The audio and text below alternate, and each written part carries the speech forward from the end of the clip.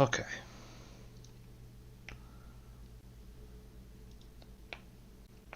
Sorry, same dealio here.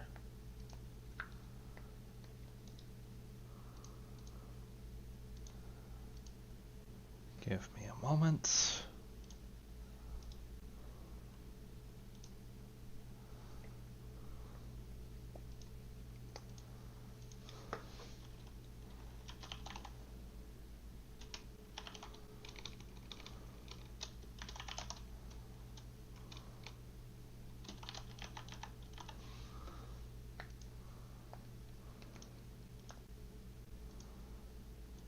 Okay.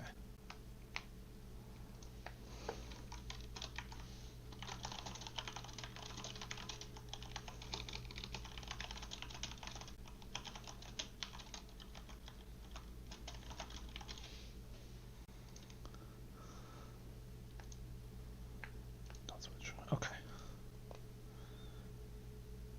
Do do do do do do do do do do do do. Okay.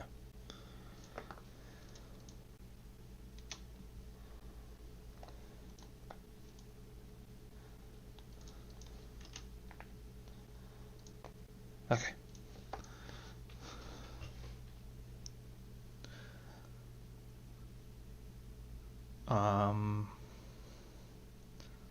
When last we left off, we completed the drench fort. We went through the nook, and now we found ourselves at the lost temple here.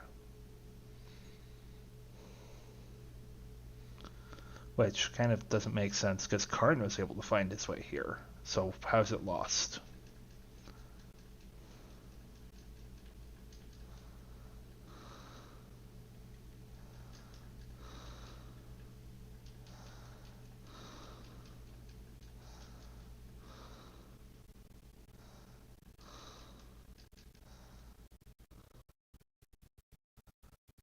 Ooh, I heard that noise. We did get ourselves another talisman, which won't necessarily give us much in the way of experience, so it's actually good to hang on to. Something I realized I forgot to mention with talismans before is that you can use them if you need a lot of money because they all sell for a lot. Now that I've finally gotten a talisman, now they're dropping like candy. Ooh, this one has experience. I'm going to hold on to this one for a while.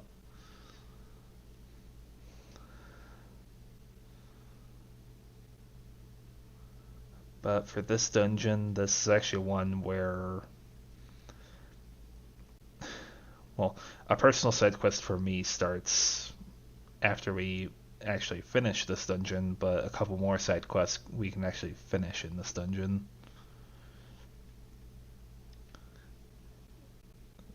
And that's mostly due to last time we got a quote unquote side quest from Karn asking us to look for his compass here. And then we also got the lowdown from Karn that we can actually find carven stone.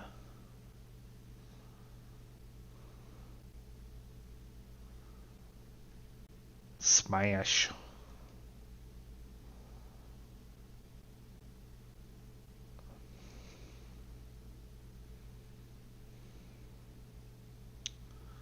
There's nothing else here, is there? Nothing on the ceiling? No? Okay.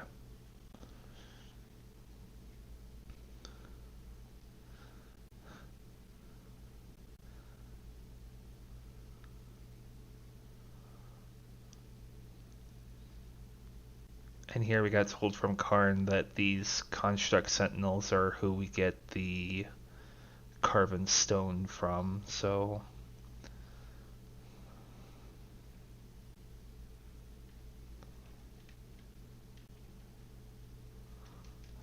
yeah, now we have all the materials from now we have all the materials we need for Muria to finish our craft.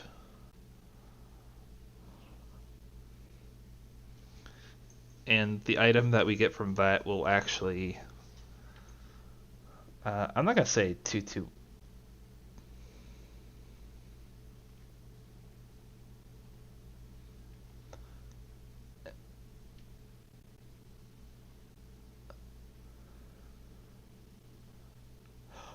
All these years I've been playing this game, all of these years, and I have never noticed that guy there before.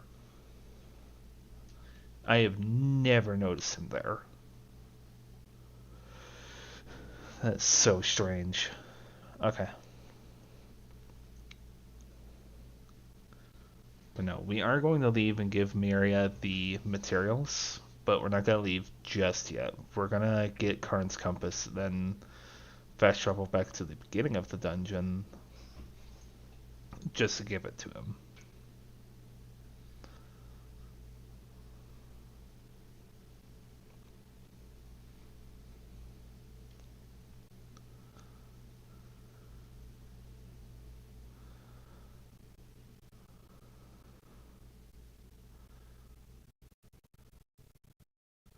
Dive down here and grab us this coin.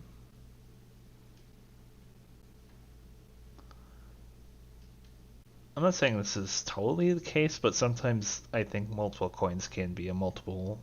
Well, I think multiple coins can be in the same body of water.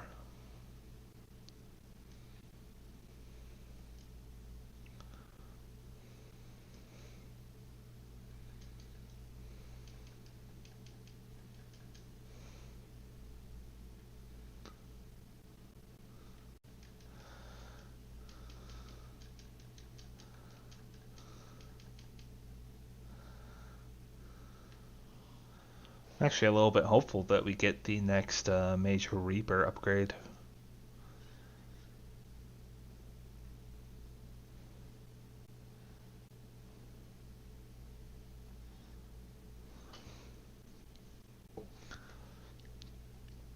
Pull the lever, Kronk.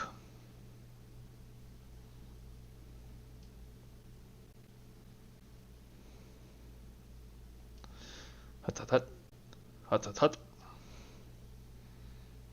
Hut hut. Hey! Hey! Hut hut.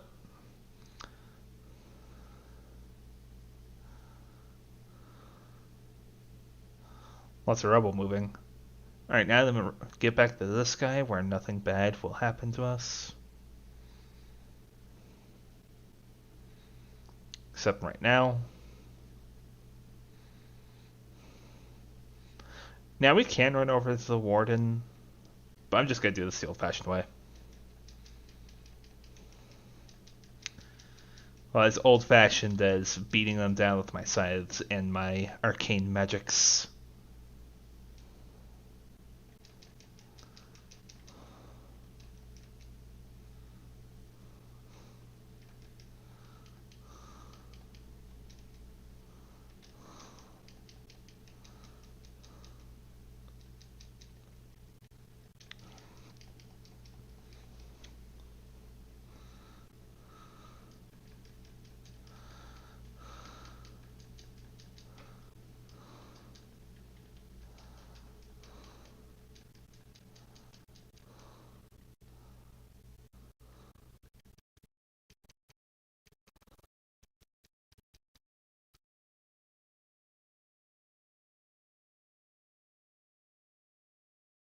Ooh, a possessed glaive. Glaives are cool. So far, anything I've said about the two-handed weapons in this game is, oh, they're cool. But no, glaives are legitimately quite cool. Because they have this charge ability associated with them. And this one's possessed, so I think I'm hanging on to this guy for quite a while. And we'll give it the glaive and then swap back over to my claws. I will say as well that how I'm playing the game is not necessarily how you would play the game. Like, there's something about these games that I personally love is that they're all open to their own forms of, like, how you play through them, you know? Last thing I want to be known as the guy who is the one-trick pony when it comes to playing, like, I don't know, Dark Souls, you know, where it's like, oh, you don't use this, clearly you're bad, you know, but no. Like I said, this game is really open-ended in how you can actually play. So like, oh, same boots, but we get more defense. We get 2 more points of defense. Worth it.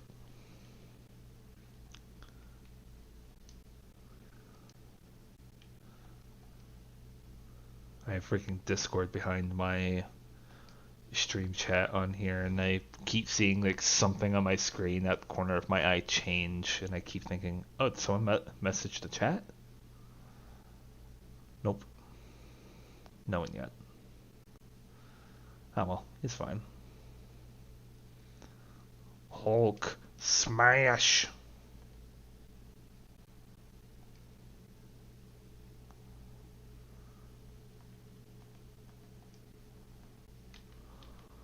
Got it.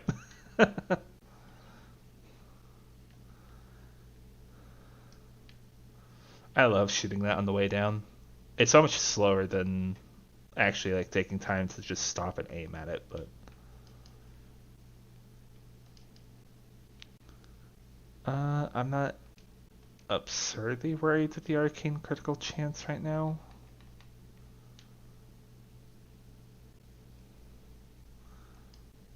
So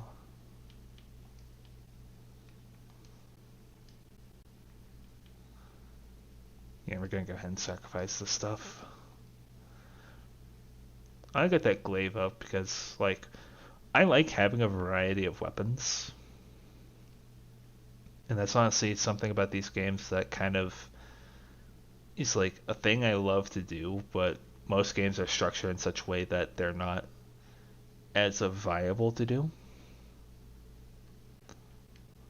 I like being the jack of all trades, essentially. So, like, I like the idea of being able to have everything at my disposal and have the ability to use it.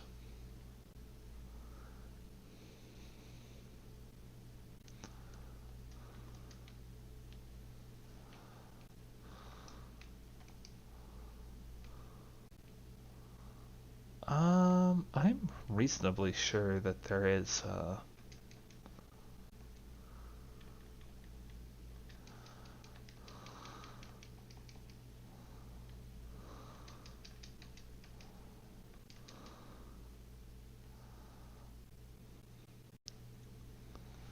I'm reasonably sure that there is a page around here somewhere, but I could be wrong.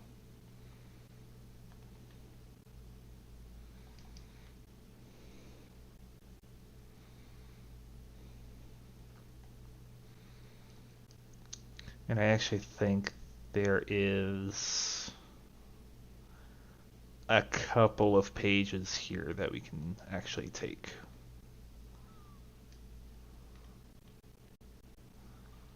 I think. I could be wrong.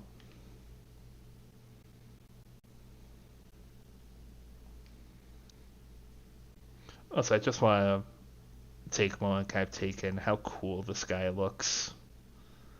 This beast of rock.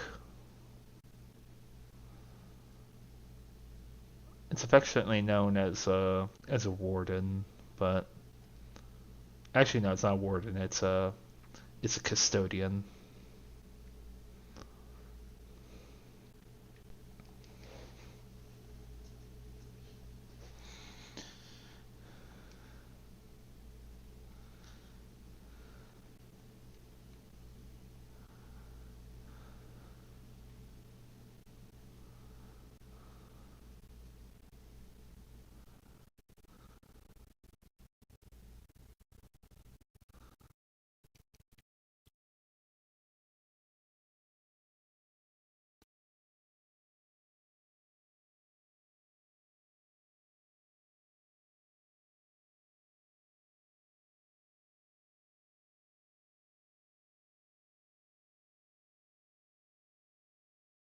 Stab stabby.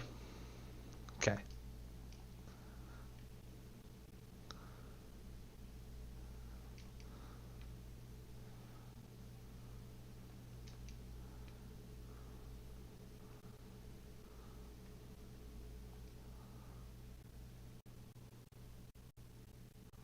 Nothing down there this time. And I'm not gonna jump down there because that's a death pit.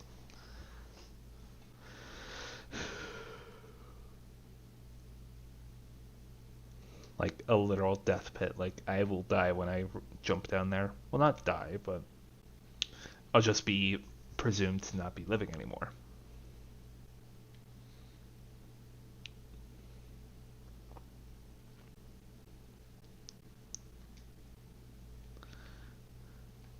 Smash.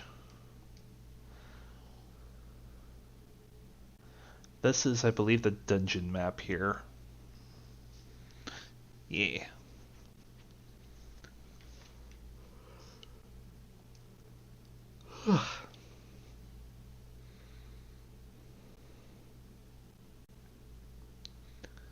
In this long hallway, which is way longer than they really need it to be.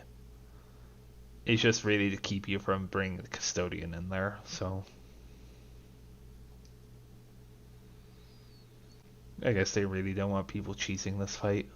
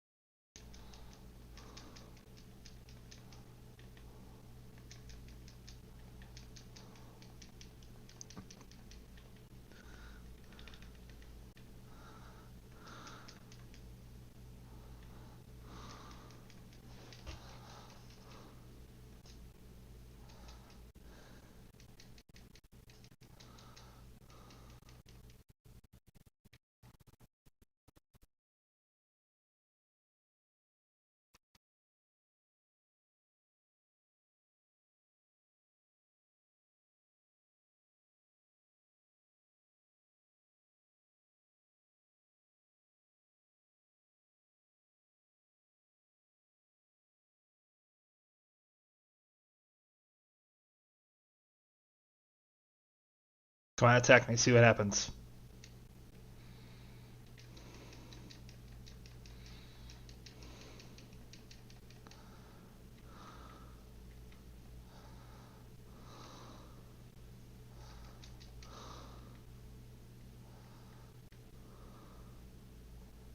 The last one is where it's actually really hard.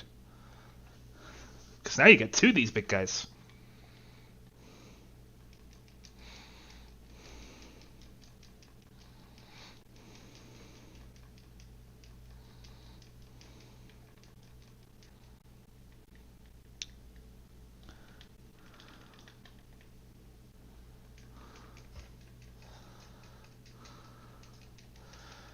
I guess that's something we didn't see about these carbon sentinels before, is that if you leave them alone, they will resurrect the enemy. Ooh, possessed axe. And my axe. This chest has always spawned for me. I don't know what the conditions are for it. Usually having chests that big spawn is not really well known. And part of me just thinks, I wonder if that's just I wonder if that's something that they plan to have happen there, or if it's literally just, oh, you beat the room without dying. Here you go. And I can't imagine why they would expect people to die there, because that room is not really that hard. Although maybe on like higher difficulties, on like maybe apocalyptic, it's actually really hard.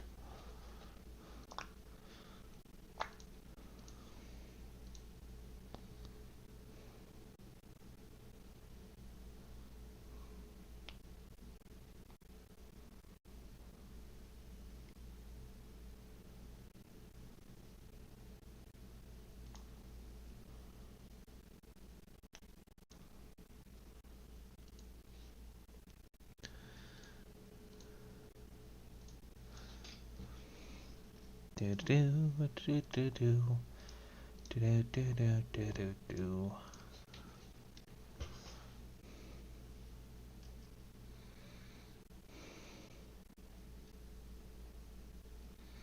I almost walked right off the cliff.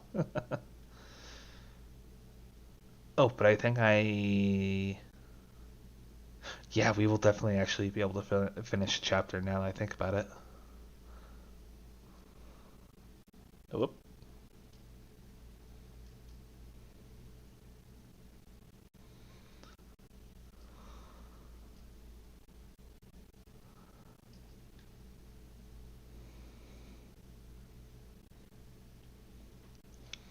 we got a lot of items so far. We have possessed axe, which honestly, for how simple it looks, I love how this axe looks. Nomad shroud, which I love how this looks. A lot of things in this game, I personally just love how they look.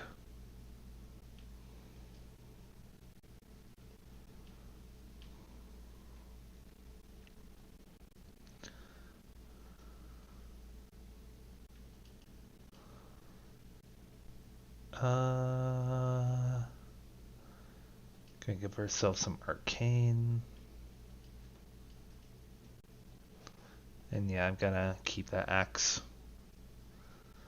Like, in my personal experience, I've never really had like it's weird, right?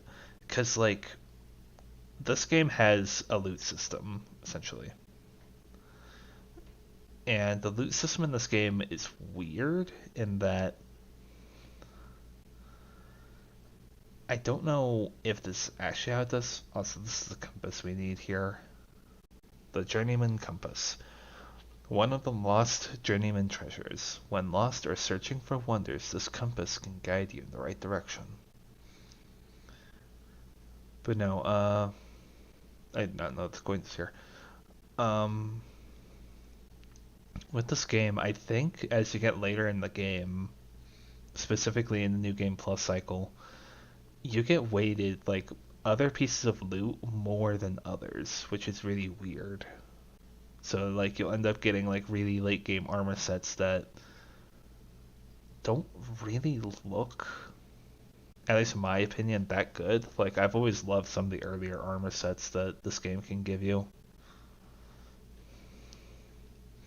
Not to mention some of the early game sites where you can actually get some really cool looking ones that the game just later just weighs it so that you can't really get them as much anymore. And I imagine that's where the Crucible kind of came into play a little bit.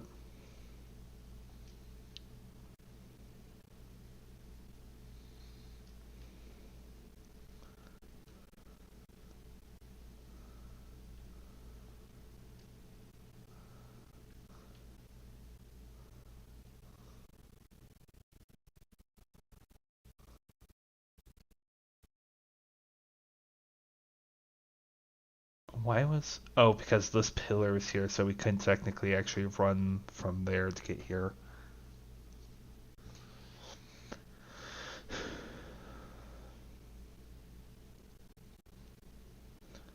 I actually, I actually remember something about this room, and I'll actually show it here in a second.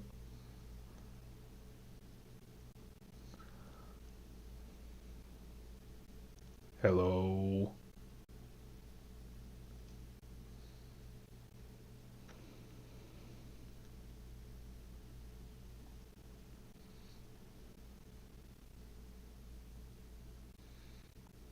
Oh, come on.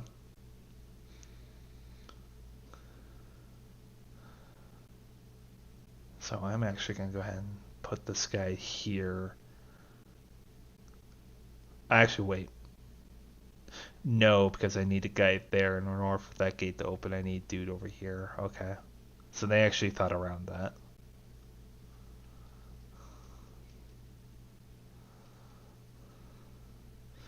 So I don't know if you guys would have caught it or not, for anyone watching. We heard two sets of gates actually lower. And you can kind of pick it out if you know what you're listening for. And the reason why I point that out so is because if we go back here, we can actually see that there's this gate now raised with a page of the Book of the Dead behind it.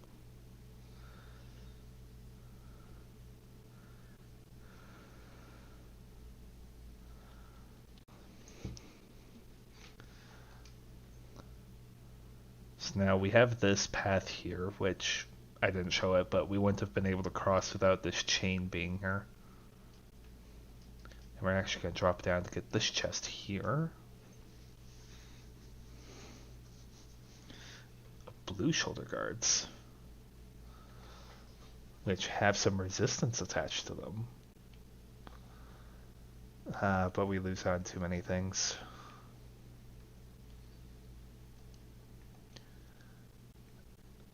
It doesn't do that much for us.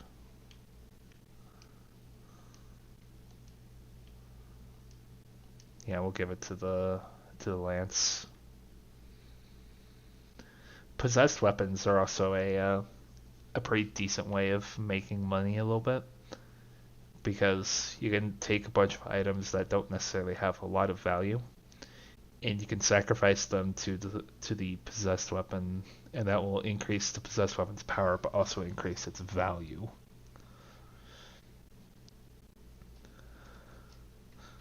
Okay, now for real, we've solved this puzzle. Now we can exit through that way. But now that we've moved that guy over there, he's no longer on the receptacle that opened that gate over there, which is also the gate that dictates whether this gate is actually open or closed. So now we have the 9th page.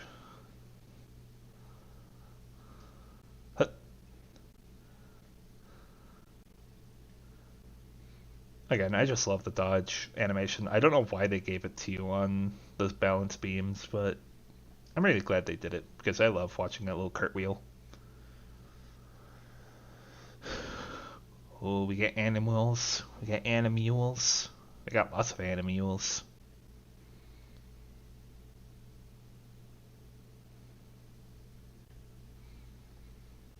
Sir?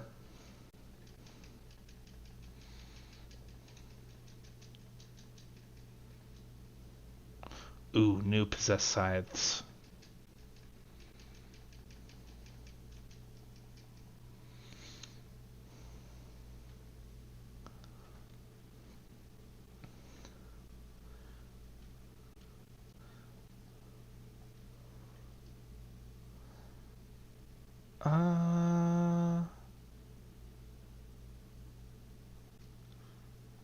I'll keep my current scythes and I'll wait to upgrade those. We're just getting a lot of possessed weapons now out of here. Oh, I should actually show as well now that I think about it. I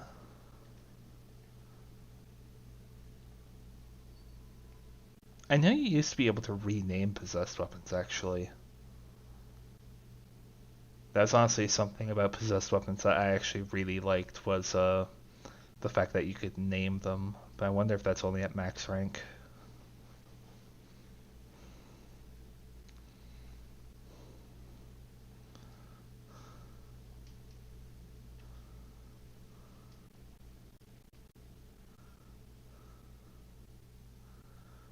I still love the fact that Death is like a freaking parkourist.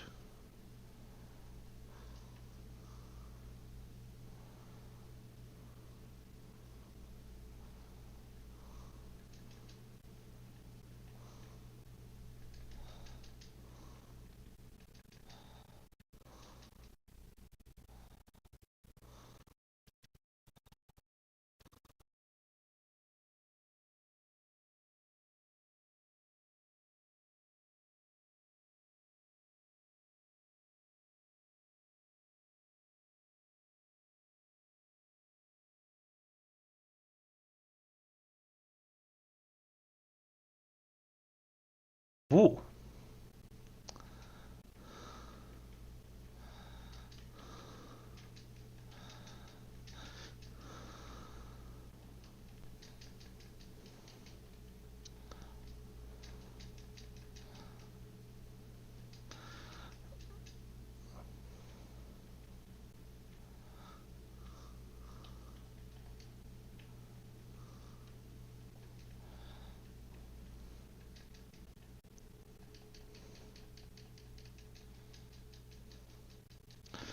I think, now that I think about it, the Reaper gauge has been slowly increasing.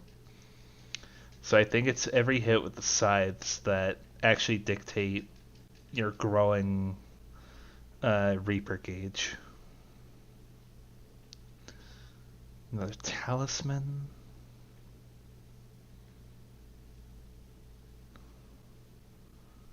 Arcane crit and strength increase on this. That's pretty uncommon.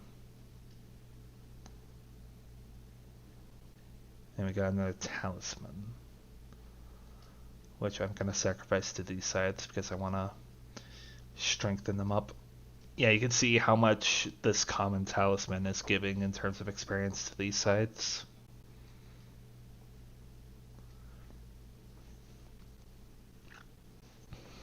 I don't think I mentioned as well.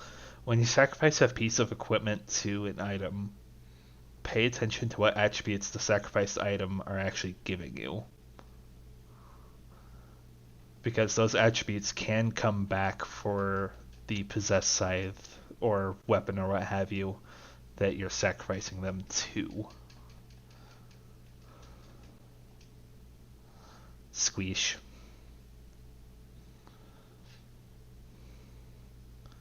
So I think I mentioned this earlier, but I had a parasites or weapon that had Reaper energy on execute. So if I sacrifice that to a possessed weapon, there's a chance that that attribute would come back for that possessed weapon.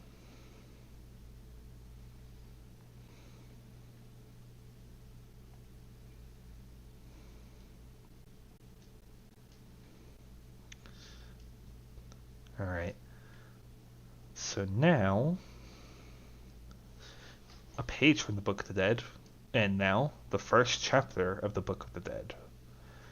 The chapter of the Book of the Dead has been restored. This item may be sold to Vulgrim. That is the first chapter of 4. But first thing I'm going to do, I'm going to put this here. And now we are not actually going to go forward. We are going to go backward.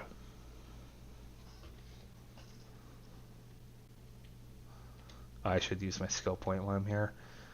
2 flocks for 29 damage for the same wrath cost. Yeah, we're going to go for that upgrade. The final upgrade will give us 3 flocks and 36 damage, so not quite a huge jump in damage on the next upgrade, but still worth it. Okay. First, we're going to go talk to Miria. And also, I can actually take time to show that Alia and Valis' stock has been upgraded. So we'll actually go talk to them here in a moment and actually see what they have.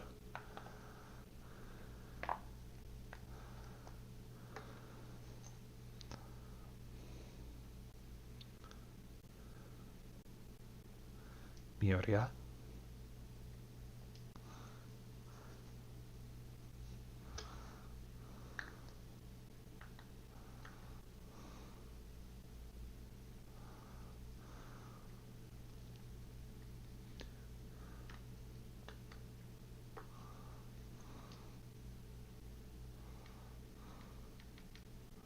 And yeah, she's starting to have these elite talisman. Talismans can have a variety of abilities on them. So this one has Reaper Energy, which does actually a lot, and Arcane with critical chance and experience, whereas this one has critical chance and experience with Arcane and Arcane critical damage. And I'm actually gonna go ahead and sell these because I don't think they're gonna give me as big bonuses.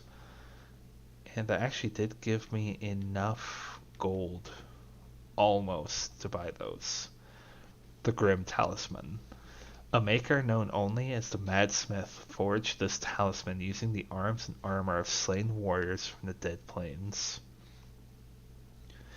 Grim, as the talisman was named, was crafted to distill and concentrate necromantic power from the abyss. The Grim Talisman makes any weapon wielded by its owner build Reaper energy with every successful attack. Shaman's Craft completed. We got XP and some gold. And that's kind of supposed to fit the niche of, I think it was the Rage enhancement from Darksiders 1, where all weapons could build Chaos energy, not just Chaos Eater.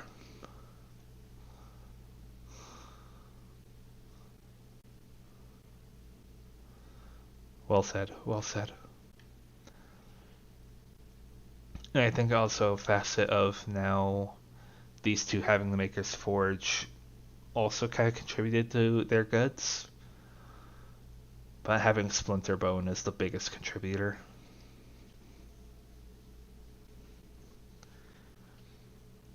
You can see their prices are much higher, but the scythes, well, they're not better than what I currently have, but they have better attributes on them. Like health on execute, that's a pretty strong one. That just makes it so you can heal should an execute chance prop itself up.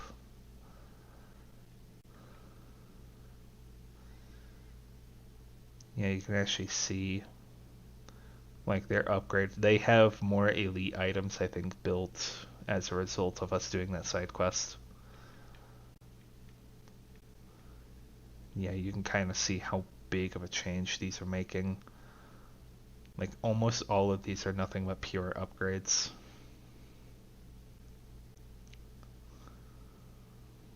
Ooh.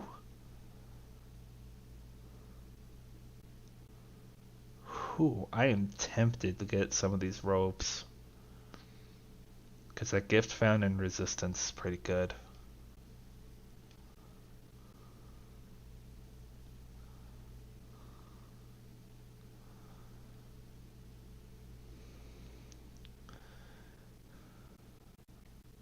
I'm gonna do the dumb thing and actually wait for a little bit. Most because I want to use my gold for the trainings I still haven't gotten.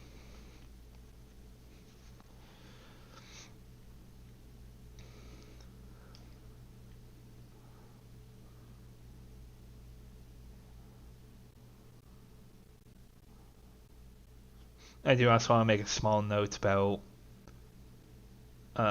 death here. You can actually see that it might just be the placement of the plates, but you can actually see the right gauntlet for death is different than the left. As well as on his left arm, that's where the pauldron is. So I guess that's kind of to mirror War a little bit.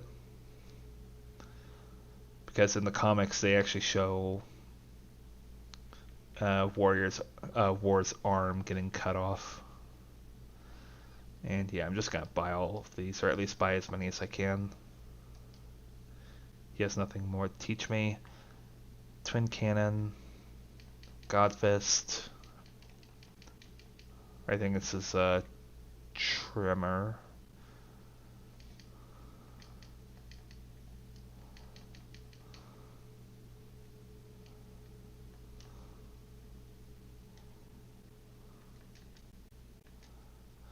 Oh, this ability, finally.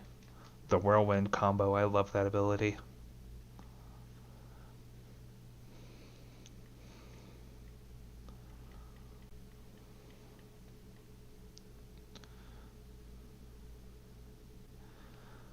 Getting the Grim Talisman might not matter as much as another talisman I'll be getting here in a moment. But the Grim Talisman is, if you plan on using Reaper form a lot, you want to have that equipped because that also ups how much Reaper energy you generate. It's like the scythes are fast, especially with this ability that lets you hit multiple enemies at once. But claws or arm blades or bucklers or just anything like these are going to be your fastest way of gathering Reaper energy quickly.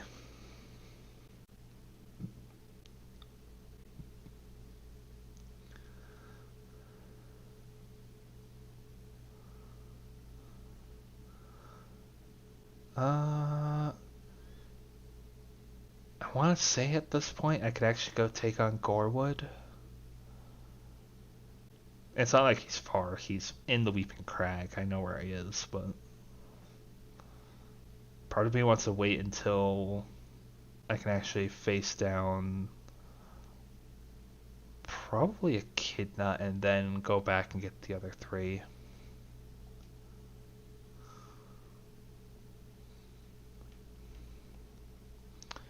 Don't have the gold for this, but he will buy any of our other goods, like the potions and whatnot. He won't buy any of these because we actively need them. He gives us 20 gold for the first chapter. Although, that's 20 gold plus a bone key. You have collected a bone key. Take this item to the Forgeland's tomb to unlock its many treasures.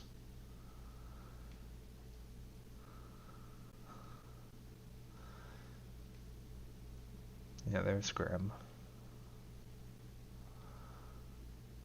And like it said there, take it to the Forgeland's tomb to unlock its many treasures. A tomb. Actually, if we look back at the key, we can see that the handle is embezzled with what would appear to be a green gem. That's a green symbol above the door.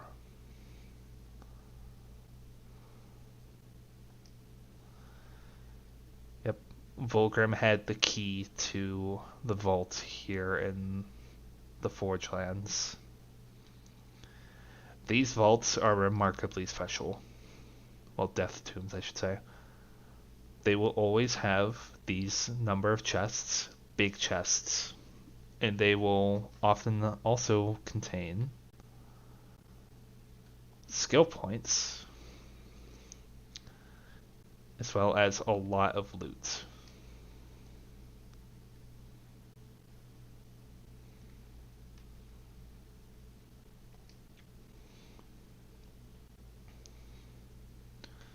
Like those gloves I just picked up. These are nothing but a pure upgrade for us, so we'd be fools not to put them on.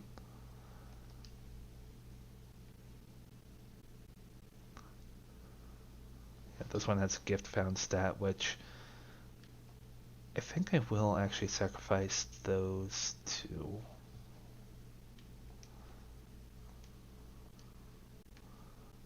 Oh, I don't think weapons can actually accept the gift found stat. Oh, well, it's fine. Sacrifice the scythes and sacrifice the gauntlets I was wearing before for either strength or defense.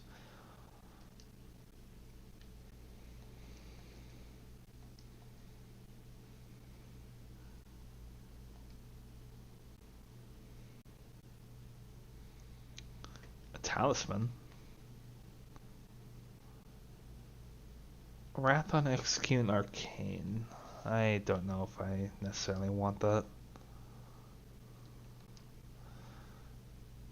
I said I wanted to keep the glaive. Well, actually, can I sacrifice the glaive to these scythes and have it give more experience? No. I'm not going to keep the glaive. I'm going to upgrade the axe. Raise defense by 4 points or raise arcane by 10. I know what I'm doing.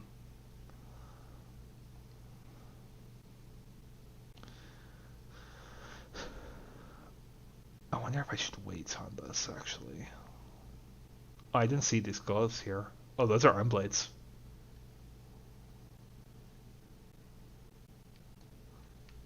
Health on crits.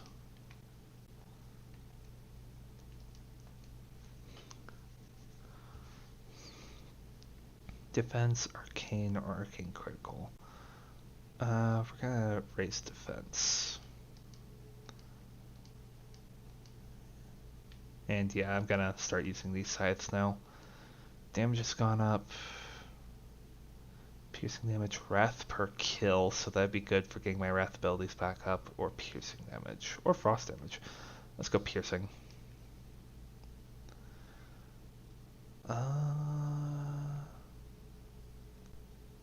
No, I'm not gonna wait. Most because the stuff is going to pop back up anyway. These weapon racks are a guaranteed set of weapons.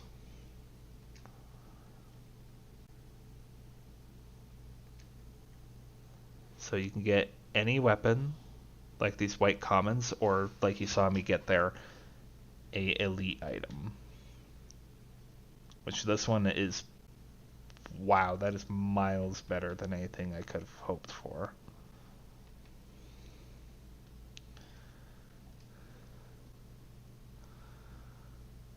That health per kill can theoretically come back up.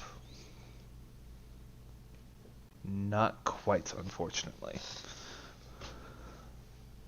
So we are going to go ahead and get piercing and lightning on these scythes.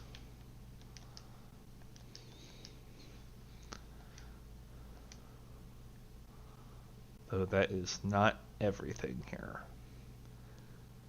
This is one brazier here that is on a rather particular looking block. If we walk up to it, we can grab it and see that there's a talisman behind it. The Blade Master Talisman. Of this amulet's creation and history, rumors and legends exist. Many claim that the amulet once belonged to the enigmatic warrior known as Wicked K, which is what is certainly true as the talisman's power, Blade Master. As the amulet came to be known, possesses the knowledge and skills of a peerless warrior, a champion of 1,000 duels. The amulet can impart some of this knowledge of war to its wielder. What that is to mean, this is an incredibly special talisman that will actually give you all of the combos and abilities in the game for basically no cost.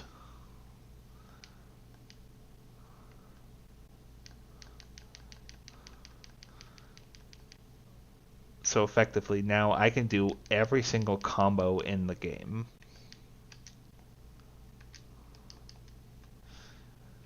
Which I will actually start using. I wanted to use this talisman for a little while now.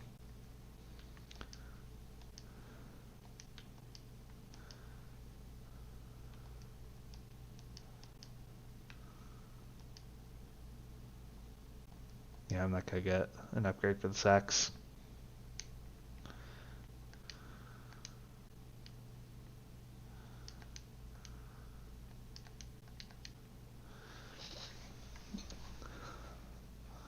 So yeah, that is just this first Death Tomb, and we're already kind of rocking out some serious upgrades. Oh, my headset's charged. Sweet. Sorry about that.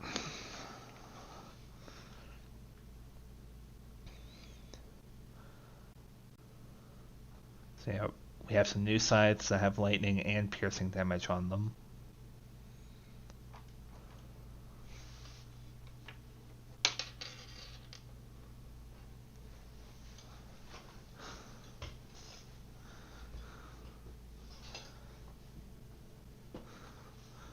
The Gauntlets of Savagery.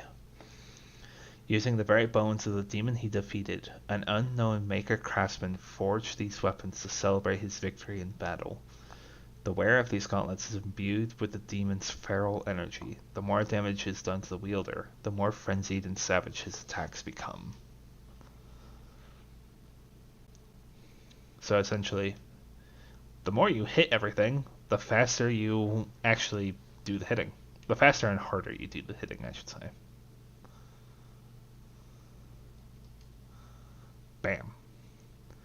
And yeah, we are, I think that is 2 levels away from actually getting that second notch on the Reaper gauge on the left side. Now we can actually return to the Lost Temple, back to our checkpoint. Ta-da! That was a noise.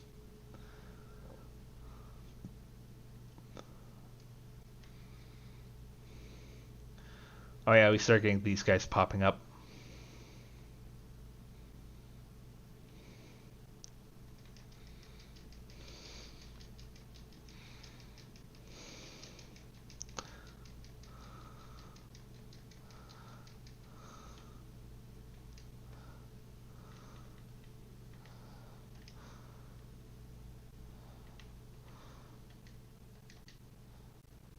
Home run!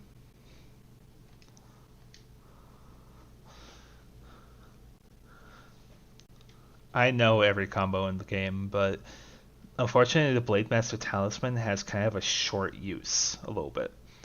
Early game like this, it's not so bad to use it. Mostly because at this point you don't know barely any of the combos that actually make you deal like the big damage. Like you saw me use it a few times here. The flip saw. Every horseman in their respective games, I think, can use a variation of the flip saw. So essentially, I can deal a lot of damage like that, and that's pretty much one of my main ways of dealing a lot of damage whenever I can remember it. It's just weird because in Darksiders 1 it was hold X in the air. In Darksiders 2 it's X and right bumper, which bumper is also dodge.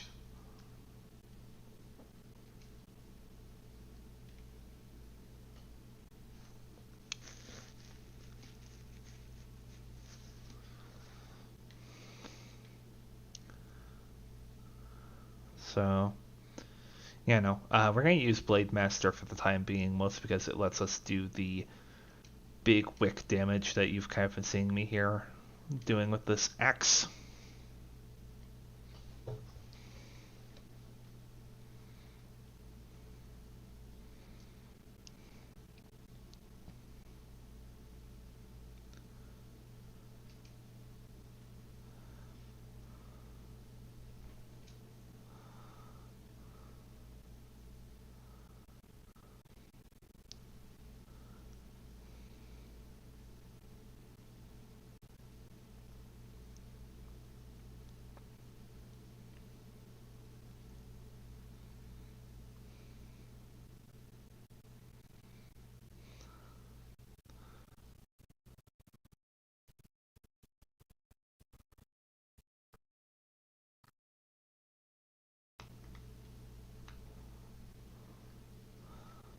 A monstrosity of stone and metal. The Construct Hulk.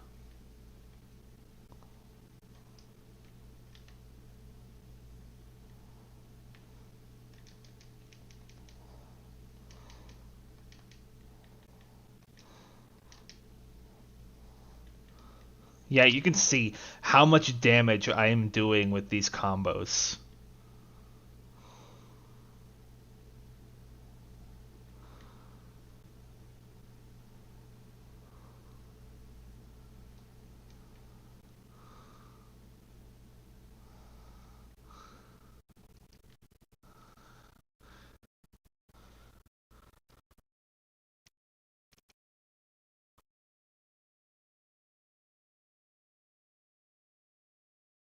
Actually, so much so that, ouch, I don't actually need to kill the little enemies, although now I have to because he actually hit me there.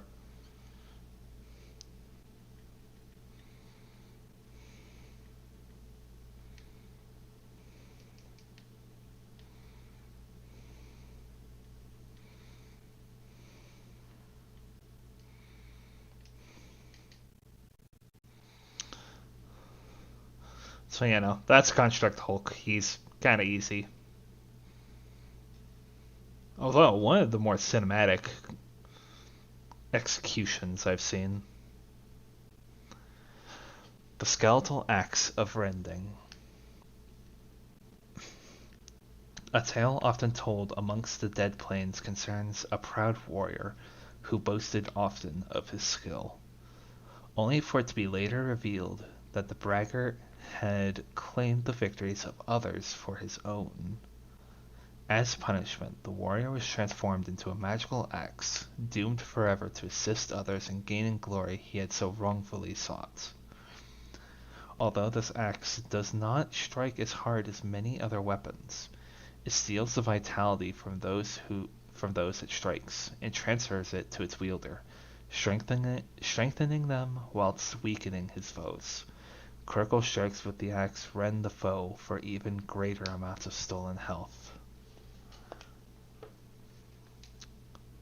So essentially, the axe has lifesteal on it.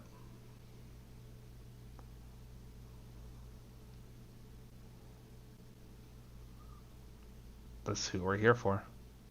The Lost Temple completed. That is partially a lie. The temple is not completed yet. As you can see on the map, we have 2 chests ahead. But even more curiously, looking at the minimap, you can see a 3rd chest that is behind the big warden here. Now, the warden is solid. He is making a invisible wall around himself here. We can't get through him at all to get to that chest. So I am not joking. How you have to do this kind of peeves me off a little bit. Ooh, direct upgrade, and we start looking cool.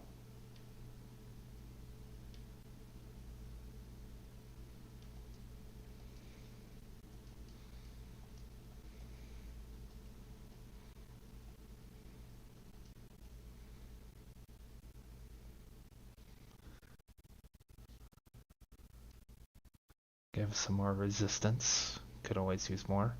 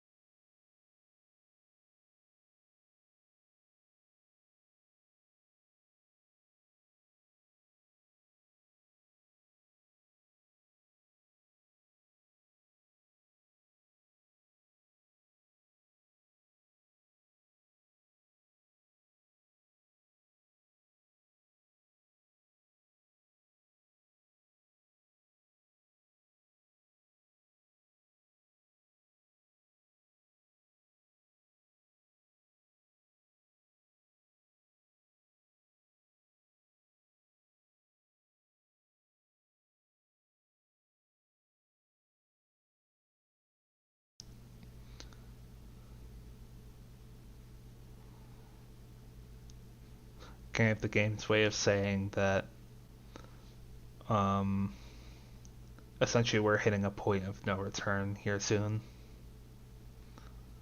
Well, kind of. I'll just let the game explain. But first, I gotta do the annoying thing and actually run back and get that last chest that guy's blocking. I swear, the developers put that chest there just to cheese off people.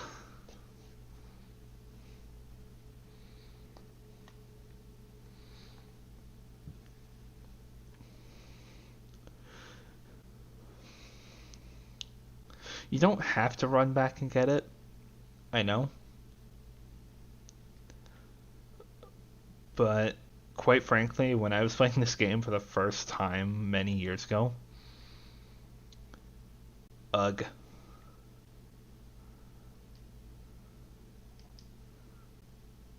Ugh, ugh, ugh.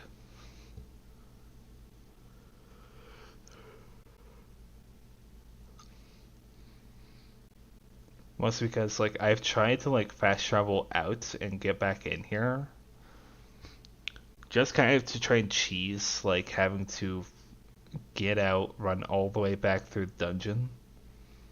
But I think literally they've plotted around that in such a way that it's just nope, nope. You're gonna run through the dungeon again, and you're gonna like it. Which admittedly doesn't take as long.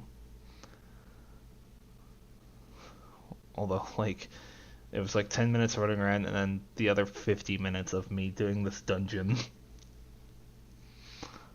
Although today we will actually be finishing the Forge Lands. Well, finishing, quote unquote.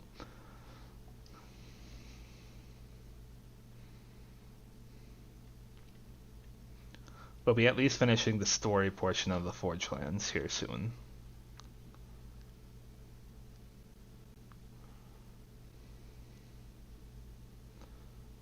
Oh, hi!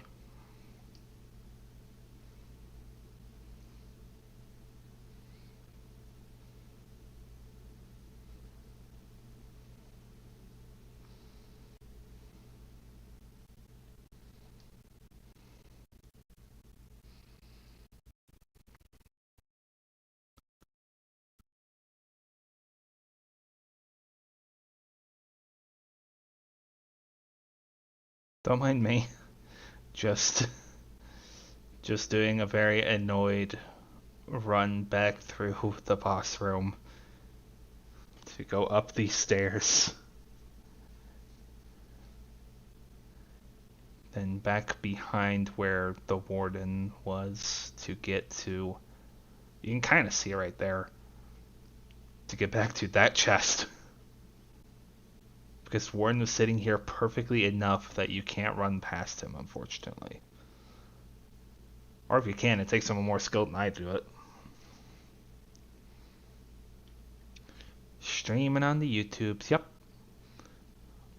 I was over at Twitch, but with all the stuff that's going around, I decided to leave very quickly. Well, not very quickly, but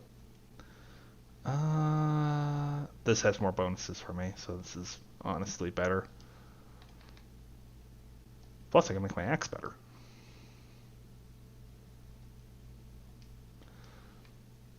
Can I sacrifice this? No, it gives less to that.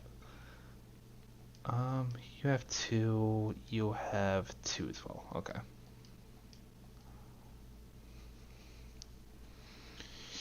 Yoki doki. But no, I'm still in like the trial stage of trying YouTube streaming. So far, it's kind of alright. It's a little more wonky than I'm used to, but I can deal with it. Plus, I import all of my streams over to YouTube anyway, so I feel like it's honestly a killing two birds with one stone kind of scenario here. Nope, you don't got nothing.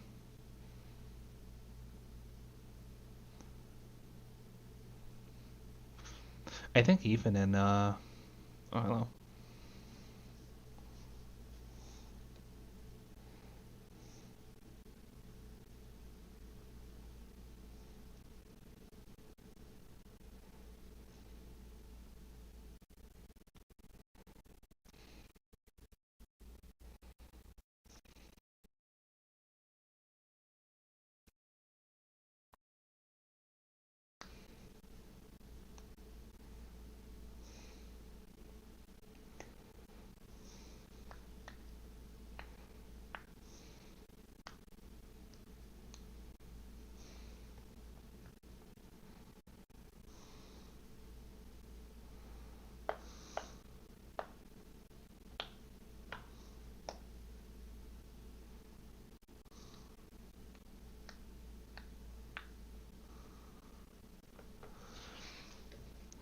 This game is Darksiders 2. It is a way more mature game than what I've played else on the channel, but I've also played Titanfall, so I guess that's nothing different. This game plays out like, how can I put this? It plays out like Legend of Zelda mixed with some God of War, essentially, if that makes sense. So, like in Legend of Zelda, you will have different items you can use that will progress you through different areas of the game. Like God of War, you have your hack and slash abilities to hack and slash. Although, I guess also like God of War, you also have your own set of powers like my zoom, my teleport slash, my murder. And essentially, I'm not surprised that you have no idea what this game is because this game has kind of been fading into obscurity a little bit. I have the first three parts of, well, not the first three parts. I have four streams that I've done for Darksiders 1 on my channel. Granted, that was a couple of years ago now. Truly, truly deep lore from this gentleman. I don't know, I'm just a pup.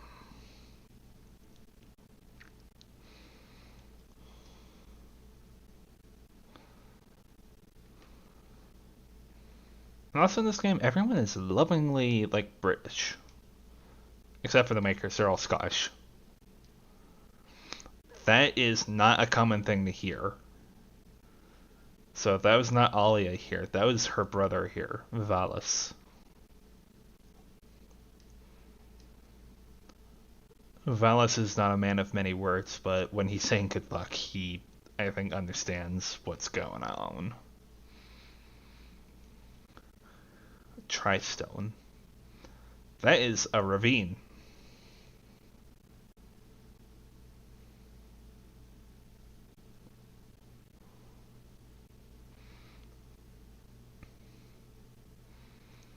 The gentle pup has the bonk. Yeah, he kind of do. And he's kind of a friend, you'll see in a second.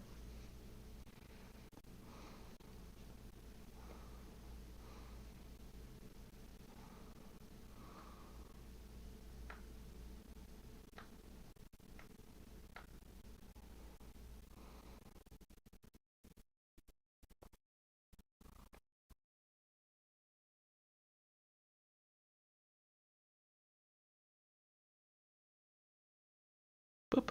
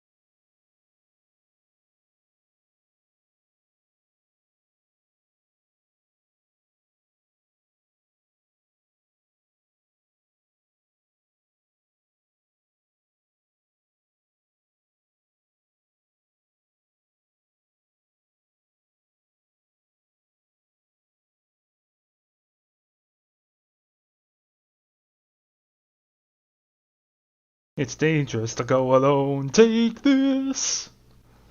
And yeah, now we have the pup Karn following us. And part of me likes to think that maybe this was like their attempt to try and do like, I don't know. Like, I have lots of thoughts on game development, And one of those is like always often like the, oh, I bet there's like a bug here or a bug there, and I bet this thing didn't work intentionally. But part of me likes to think that with Karn here, I wonder if they tried to make this game initially like a co-op experience. Because Karn has a lot of his own abilities and powers.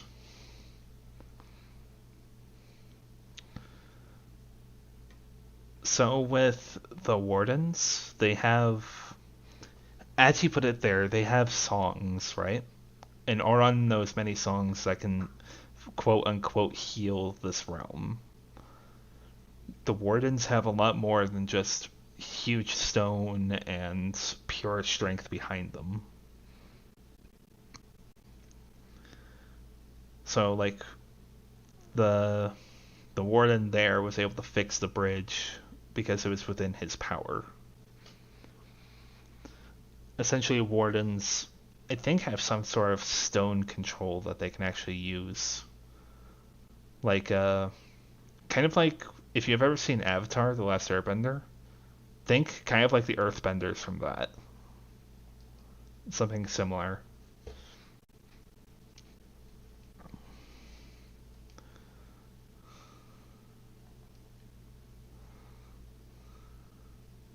Ooh, an elite talisman. What do you have on you? Reaper energy. That is a lot of good attributes. But the Blade Master 1 is honestly better for me in the long run.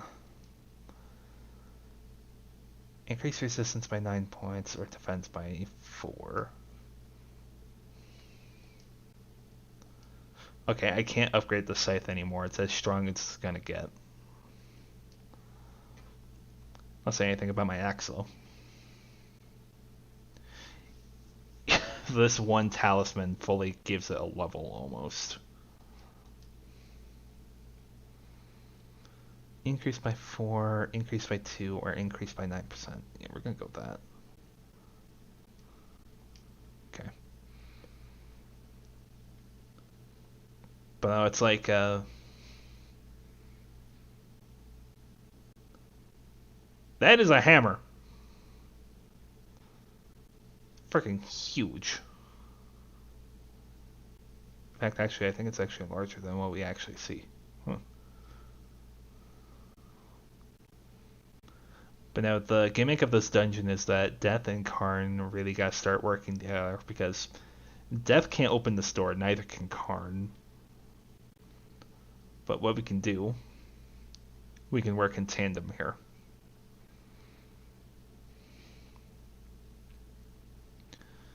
So we can walk up to Karn and he can yeet us.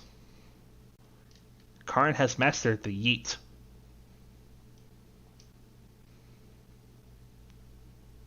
I gotta wait for the next one.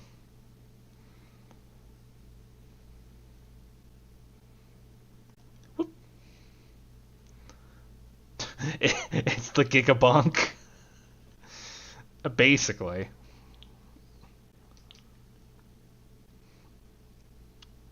Crow, please. Thank you, Dust.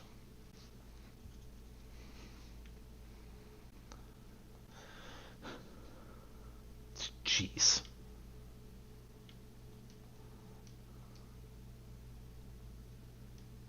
Actually, you know what? No, hang on. Yeah, forget. We're 1 away from level up. Increase defense by 4. Yeah, defense by 4 points.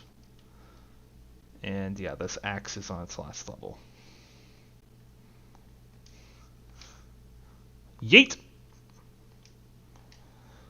Home run! I love doing that dodge combo with this thing. Mostly because, like, I didn't say it before, but the Blade Master Talisman gives me all of the abilities in the game for my combos. And for heavy weapons, if you hit the attack button at the right moment, you can actually do a follow-up attack that will deal more damage. So, like, that's the extent of the dodge attack, but if I were to dodge and hit the button as soon as the axe were about to impact the ground, You see that purple circle flash on death for a moment, and then he follows up immediately after.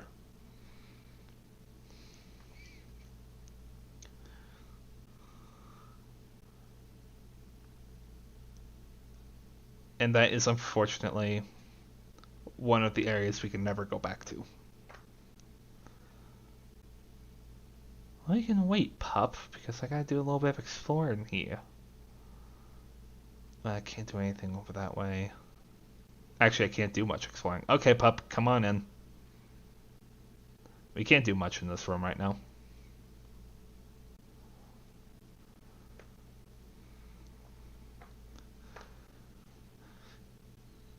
And pup is strong.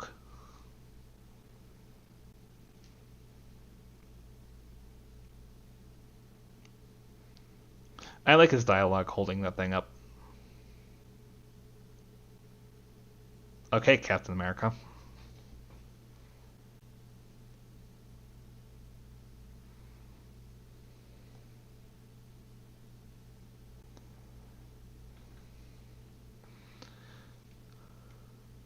Go on, just keep your core tight.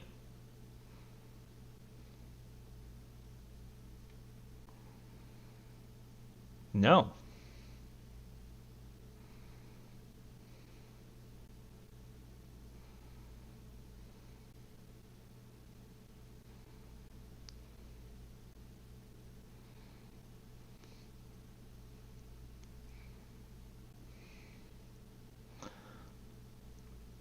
I think that's the extent of his dialogue holding up the store, but we'll hear that dialogue a bit more later.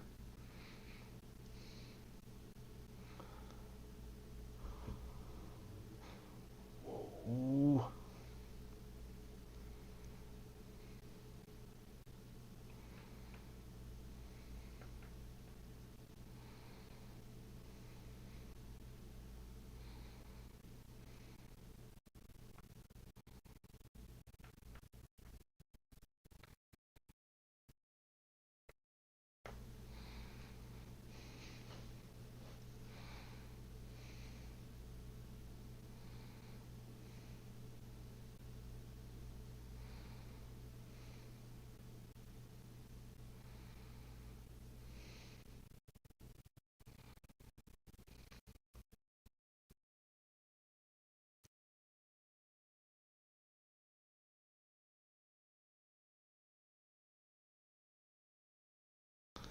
Boo, boo, boo, boo, boo.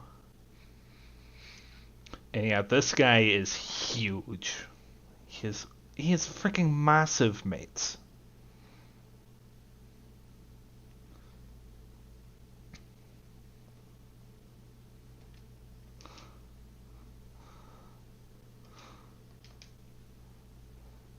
Got him.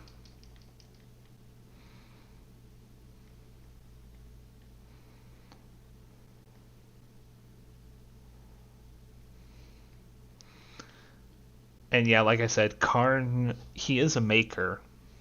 He is maker to the heart, but he is as much a warrior as he is a maker.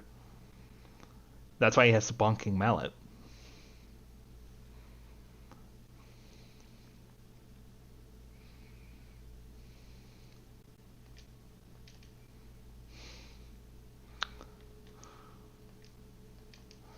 Goodbye.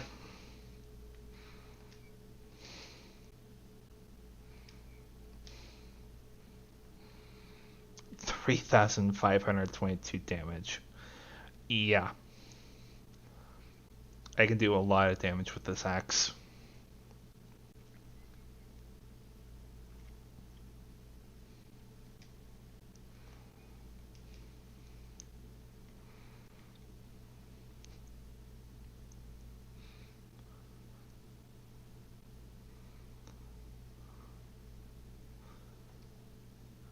Whoop. This is another area where you can never come back to it after you finish. This dungeon is full of areas like that, unfortunately. It's just, there's plenty of areas that you can never really go back to once you finish in it. So I always like taking my time and make sure I went through and broke everything. go over and rip open some chests, you know, the whole shebang.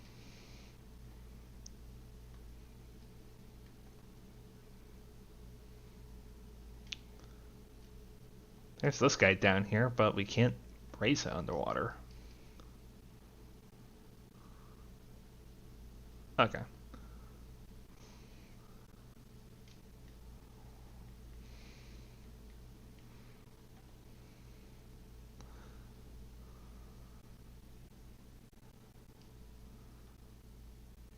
Whoop. There we go. Gotta wait for the dynamic camera angles. Thankfully as well, you can never return to these areas, but they don't really put anything of absurd value behind them. So like in them, they will never have a Book of the Dead page you need to find. They won't ever have any Mystic Stones.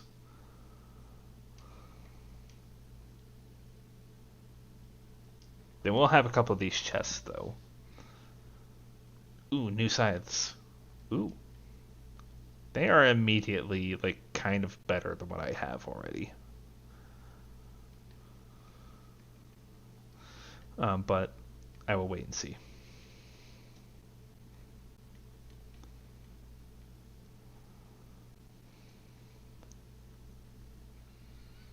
That's right, that's what I was doing. Let's see, I think I need to go, yeah, over here.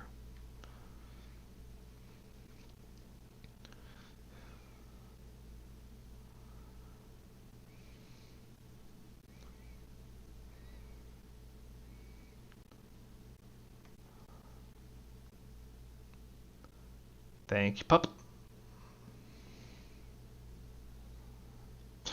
Okay, Captain America.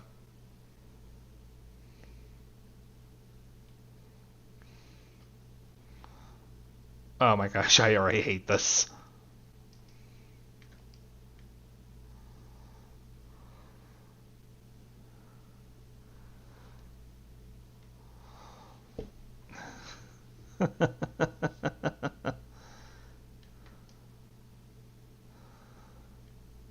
I am playing uphill golf, but the hole is in a wall. Oh my gosh. It's okay. I literally have all day. Haha! Thank you, vacuum hole.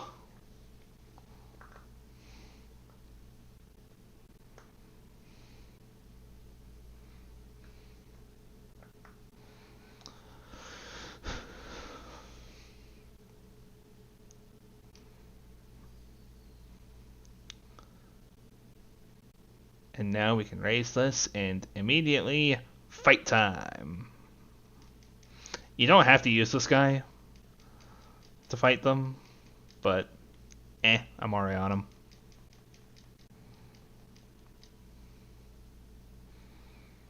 Smash.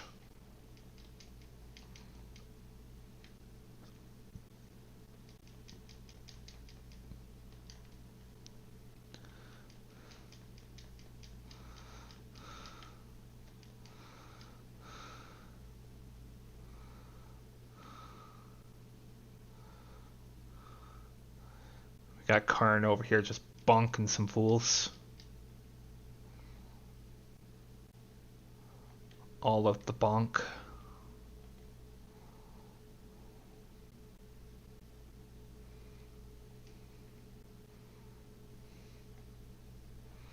In the hall of the mountain, bonk. I'll take those.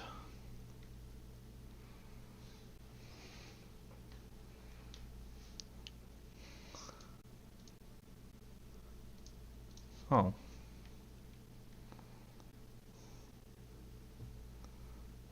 Okay.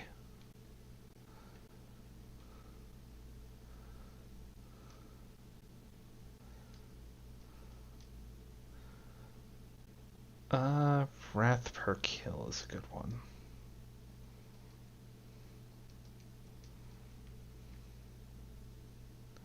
Yeah, these are kind of cool looking maker scythes.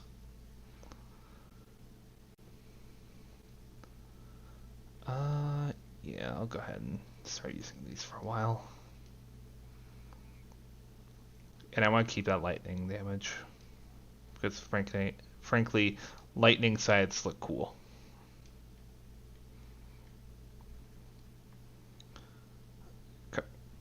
Pup. You don't need to, we already did that, pup. Don't worry.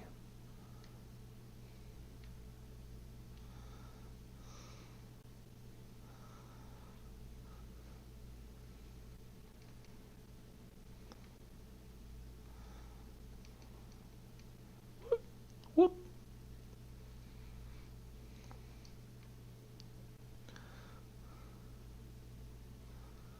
Pauldrons. Oh, the Spellbinder cowl, actually. Yeah, it looks alright.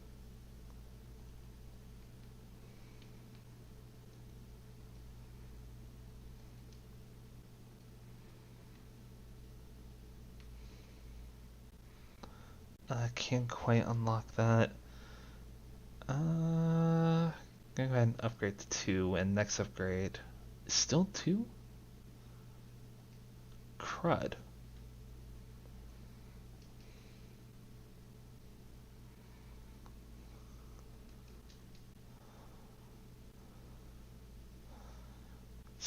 Smash!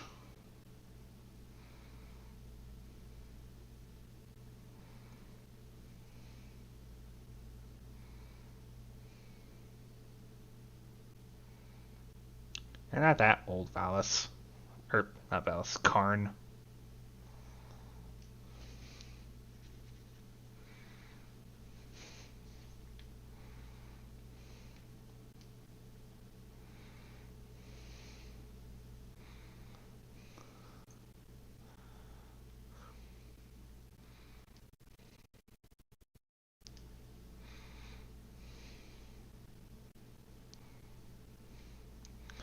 There's a chest below my position. We'll be getting that here in a few minutes.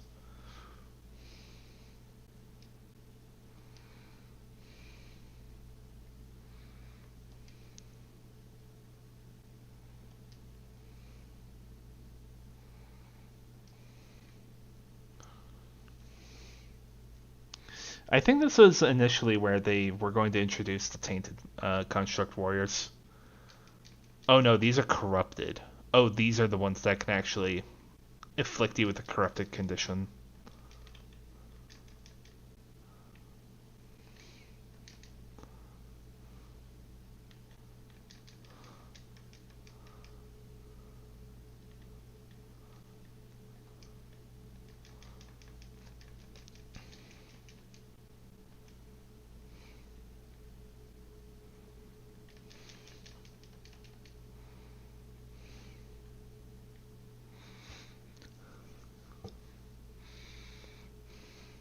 Uh-oh.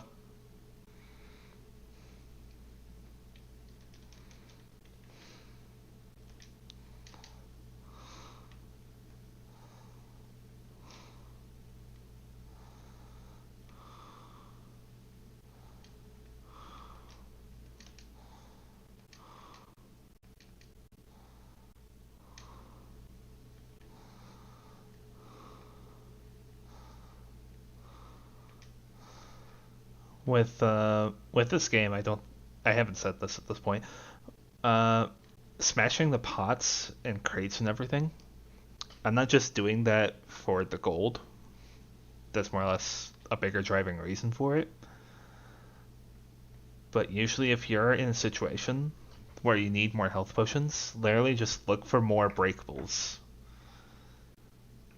Because finding those can also get you more health potions and I think more wrath potions.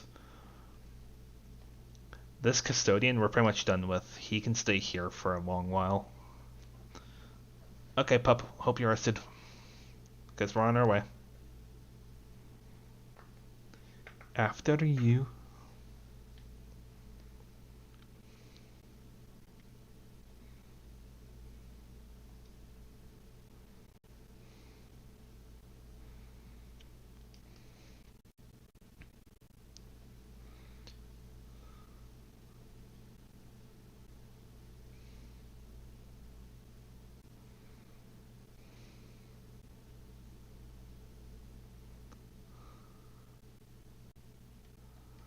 Oh, bomb behind some corruption. I can take care of that.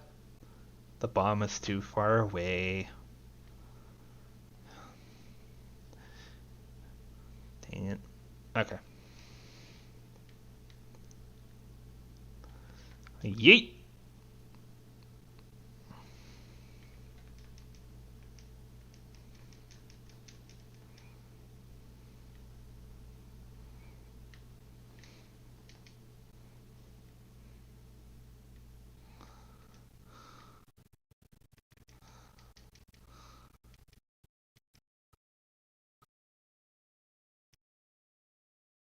Got him.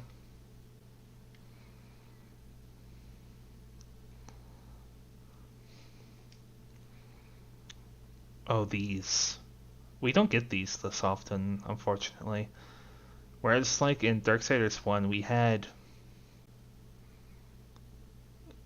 3 or 4 of these. I think in this game we only have 2 of these.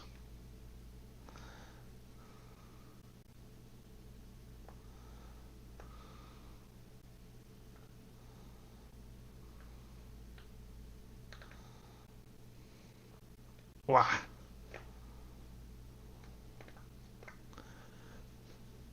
Our new item, Death Grip. With the Death Grip ability, Death can grasp certain targets from a long distance. He uses this to his advantage by either pulling himself to larger targets or bringing smaller targets into him. Essentially, it's our grapple item, finally.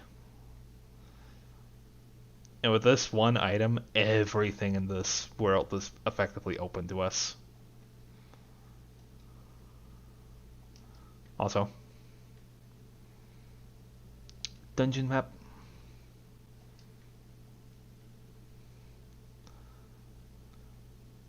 Don't worry, Karn, I'm coming.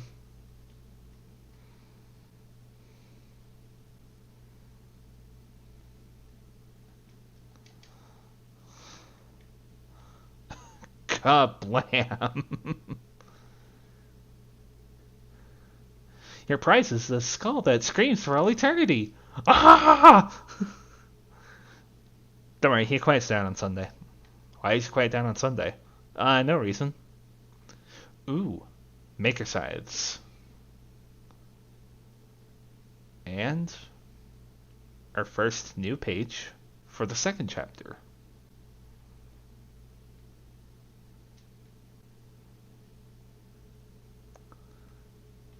Alright, Karn, I kept you waiting long enough. So, actually, one moment. Oh, nope, that's not what I wanted.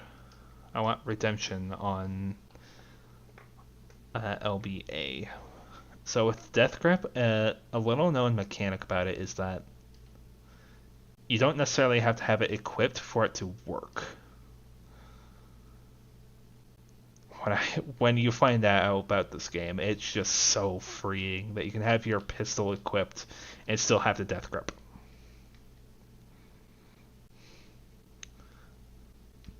Although now that I think about it, there are moments where you do want to have it equipped, actually. Like this barricade right here? Well, circumvent that situation.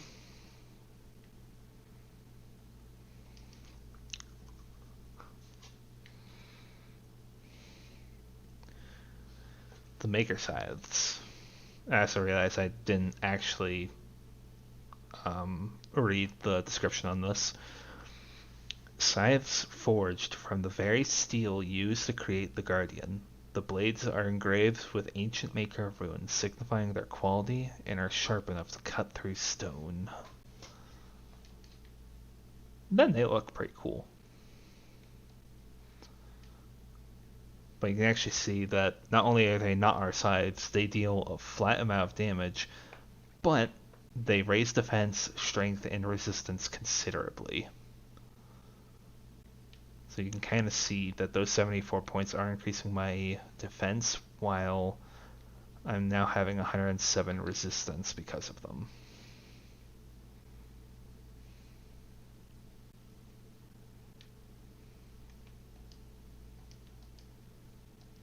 Upgrade.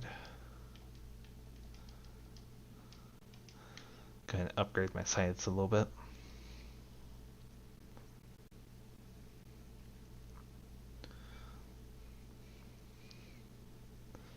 Something I definitely need to do, actually, now that you remind me, Hat Kid, is I need to go over to my Twitch and actually import over my first part for this game.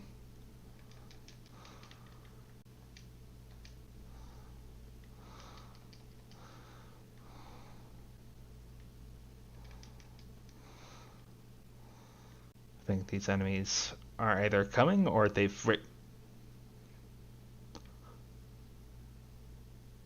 Huh? Huh? Ah. Why is this ball down here? Why is the elevator still lifted? And that receptacle. What happens if I put the ball back in?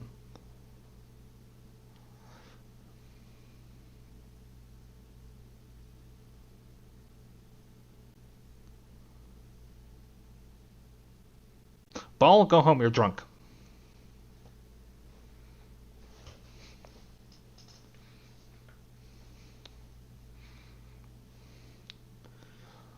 Oh my goodness, I'm just. Oh my god. I'm having so many flashbacks to some blooper reels I was watching a little earlier. Oh my god, they are so funny.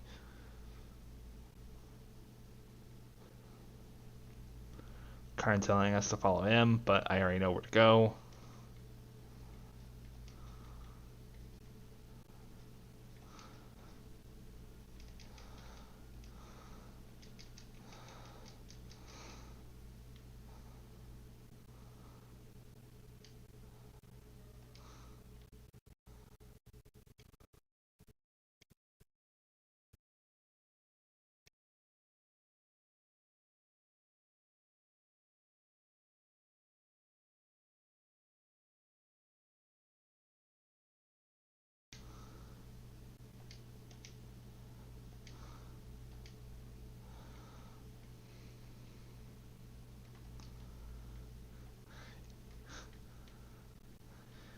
No. I did win something. I won the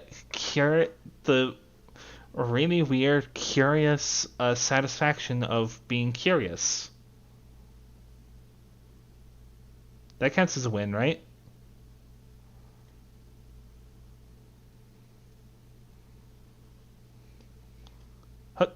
What? Also, I bet you didn't know this, that Death was a professionally trained acrobat.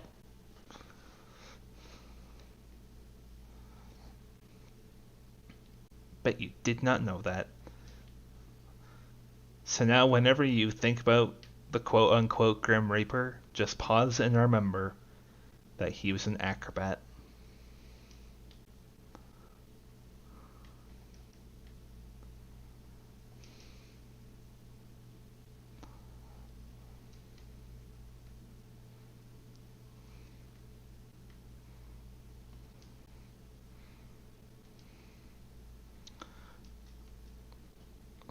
Uh, I was about to say Karn.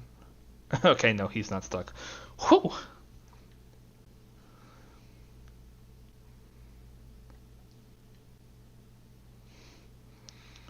So I don't think I said this before, but with this game, I tried streaming it a couple of years ago, and I didn't get very far. In fact, this dungeon is where my streaming stopped for this game, unfortunately. Although that was back on my old computer. I have a new machine now that should hopefully do it. And yes, when you remember Grim Reaper, just know that he was totally ripped. Tish through. Death is ripped. Look at that six pack.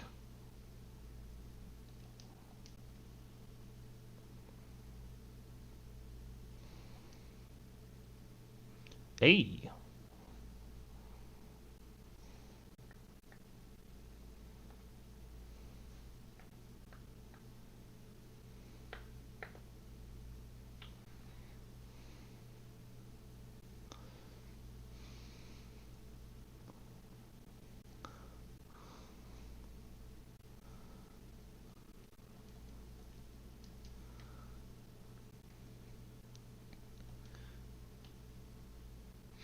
This dungeon, I think, is also supposed to serve as like a minor tutorial on how to use the death grip.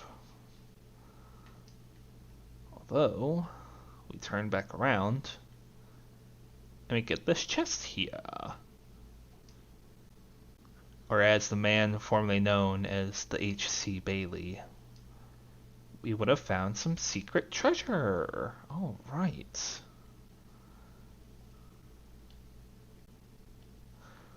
Goodbye, the death in the lava. Oh, gosh.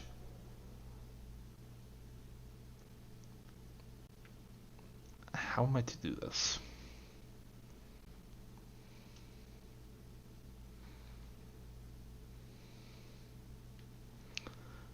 Oh, I think I can actually just... Yeah, I can just make that jump. Okay.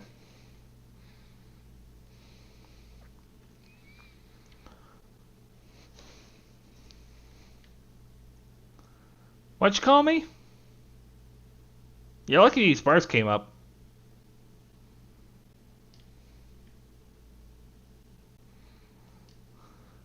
What? What? I almost ran past this chest.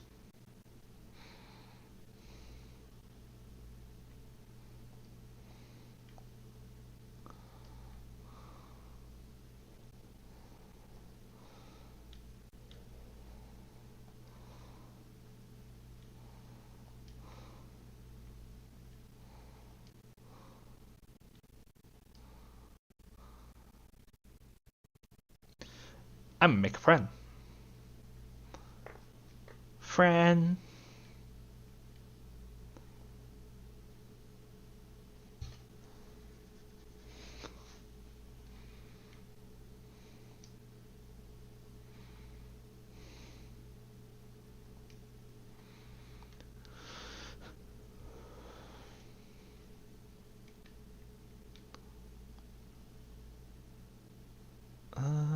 I'll keep my other gloves for now. Upgrade. Lightning damage increase or wrath per kill increase. Ooh. Wrath per kill increase.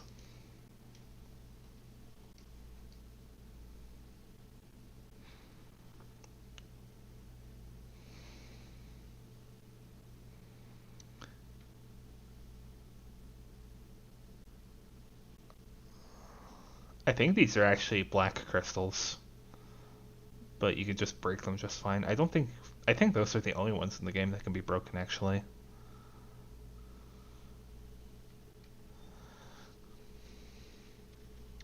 Oh, whoops. Mount chain.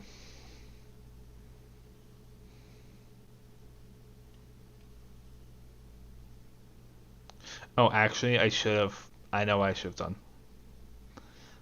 We're gonna go back for it in a minute.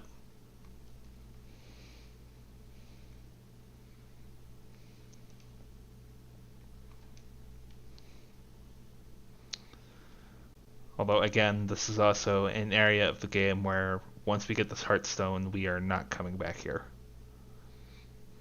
Doink, doink, kunk.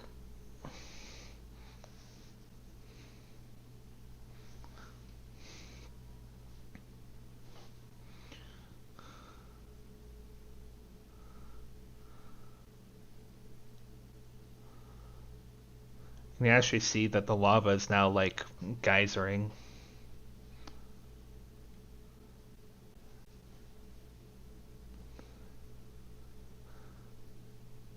You can see that the lava is obviously kind of unsettled with what we're doing right now, I think.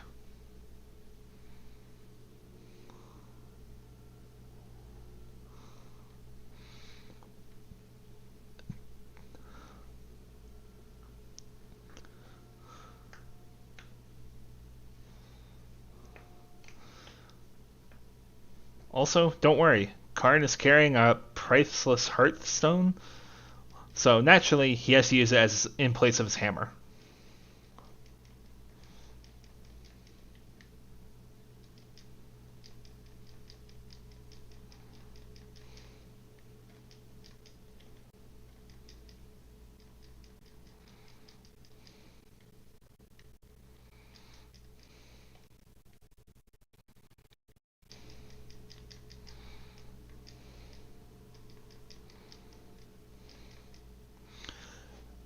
And we get the upgrade for the Reaper form evade counter. If Death makes a particularly skillful dodge of an opponent's attack, a flicker of his Reaper form appears and strikes back at the attacker.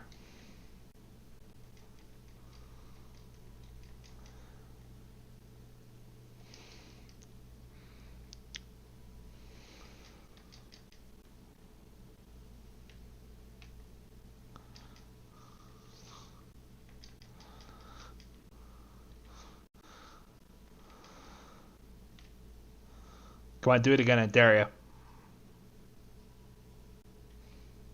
Whoop.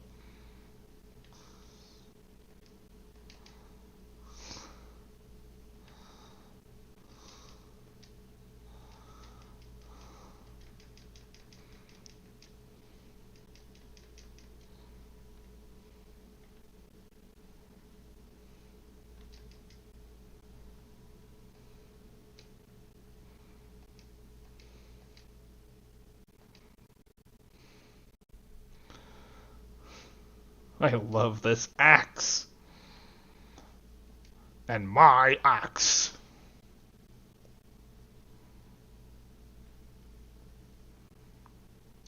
And all dead before the elevator got to the top.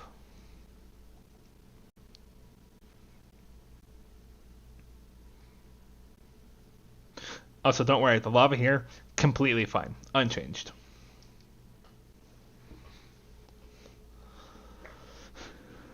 Although we get out here and you can actually see that this area is now a little bit different.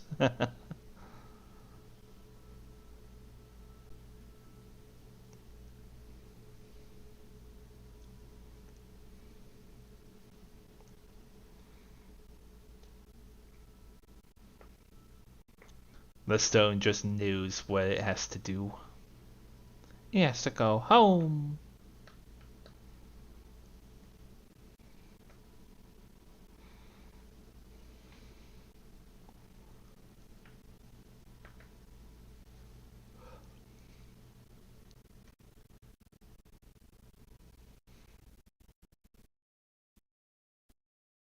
Okay.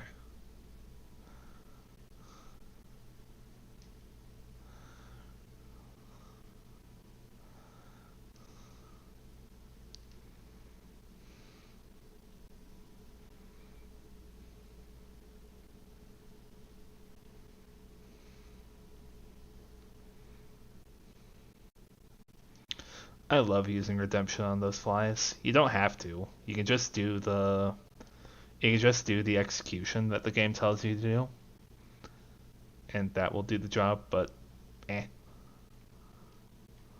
not born, I'm Chad and I shoot them with a gun.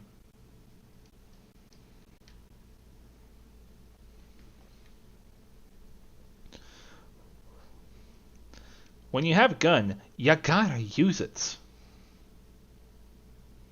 Although granted, the gun in this game isn't as good as the one in the other game. Or in the first game, I should say. You should wait, Karn. Patience is a virtue.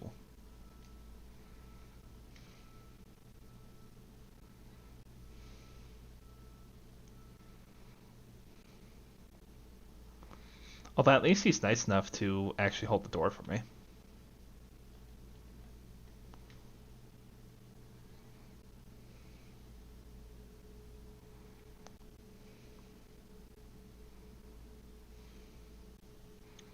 Gotta do another fastball.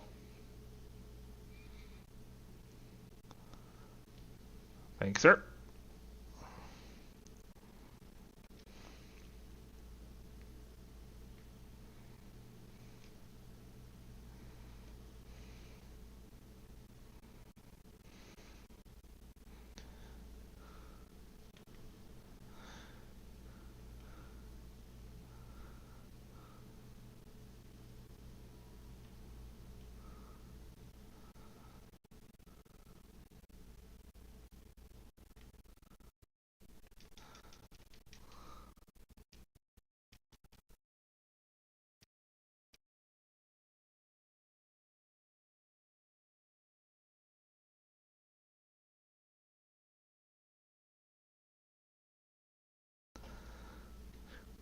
too pro for you. Ignore the fact that I screwed up that dodge counter a couple of times.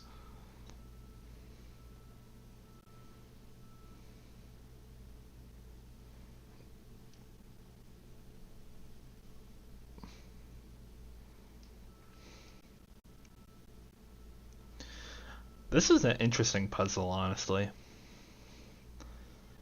Well, I guess it's not really a puzzle. It's more like a skill-based challenge kind of thing, right?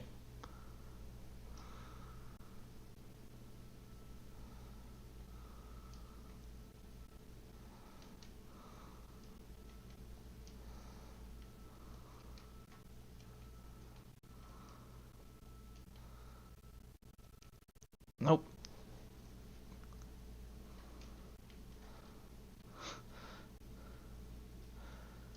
I'm a professional at this game. Yeah, this game is a little stiff with the parkour a little bit in some areas, unfortunately.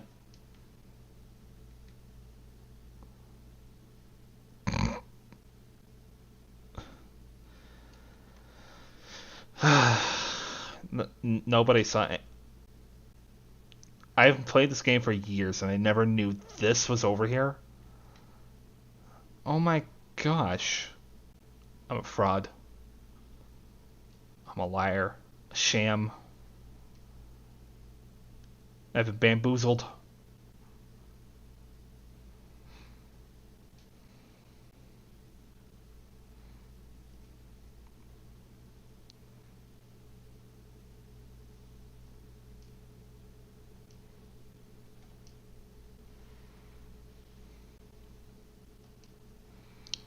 There we go. That's what we're supposed to do. That's how we do.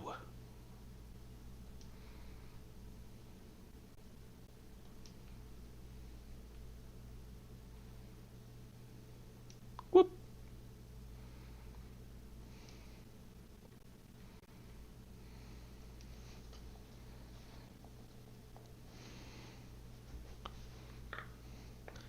Bridge, bridge, and bridge.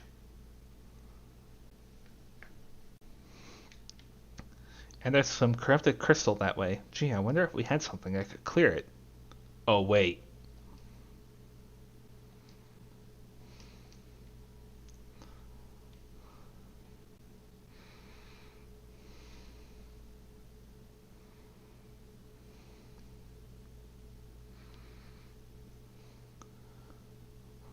Let us go, gentle pup.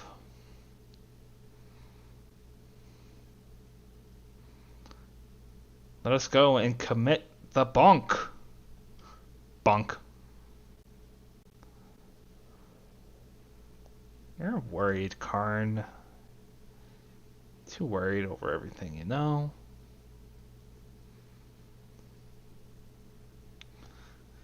Okay, this is the room. This is where I had to stop streaming, so if it's gonna hit the fan, it's gonna hit the fan like right here, right now.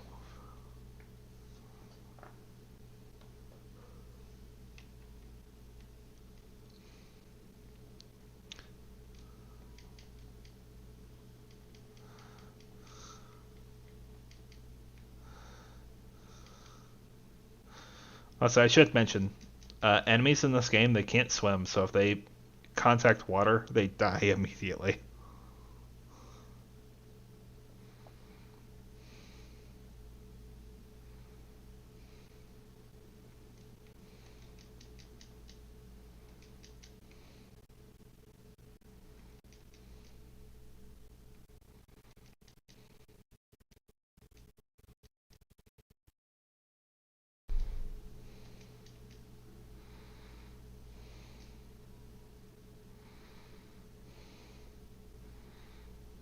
Might have to bonk the fan, you think?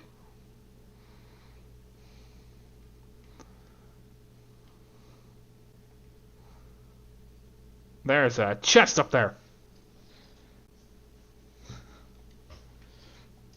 Yeet me.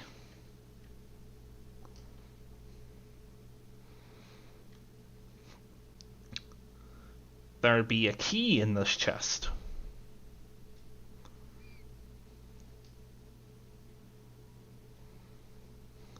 Might have to bunk the fan.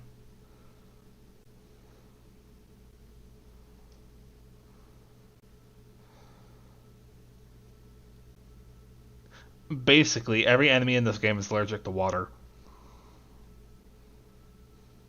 Oh, hey, one of these guys.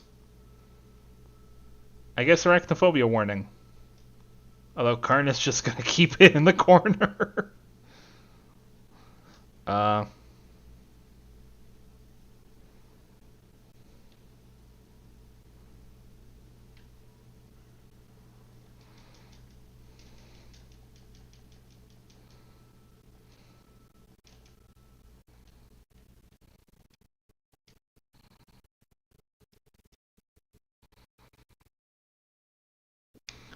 I don't know if there's any more of these. I don't know if there's any more of these spiders in the game, but their glory kill. Well, glory kill. Their execution is honestly quite something to behold.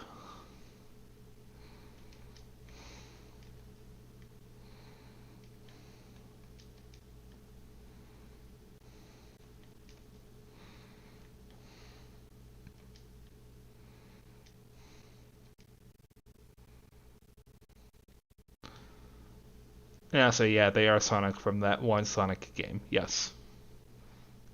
Care to go into specifics? Okay,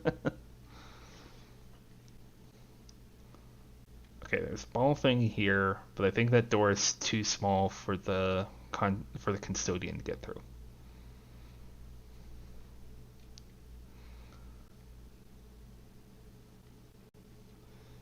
There's a body of water here, and I could have sworn that there was a coin in it. Hmm.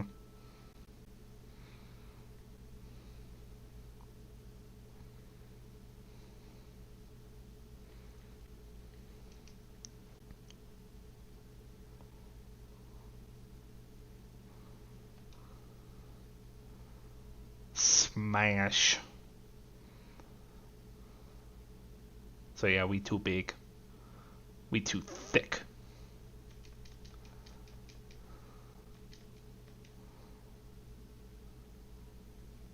Oh, I was gonna say, can I throw this in the water?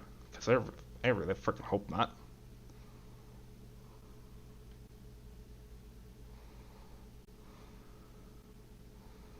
Okay, well, there's all that growth over there, so I might as well go over and mess with that. I think there's definitely a coin or two in this body of water, actually.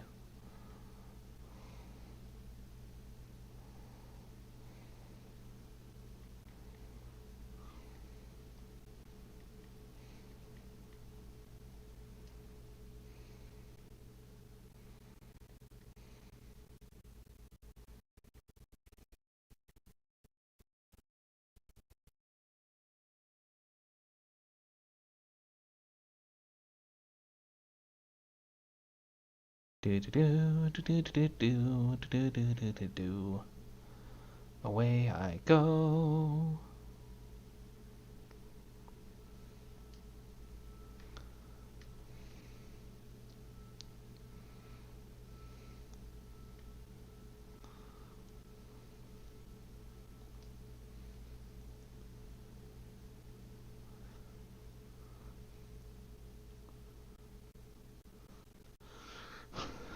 Ooh, lots of vermin around here, it looks like. And a lever. Anything over here? General curiosity gets the better of me at all times.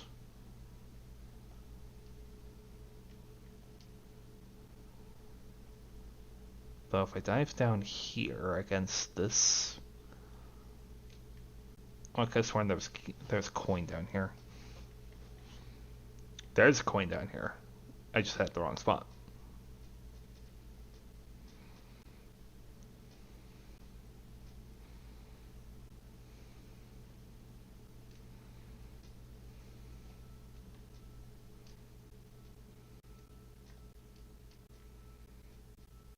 There's nothing up there, it looks like.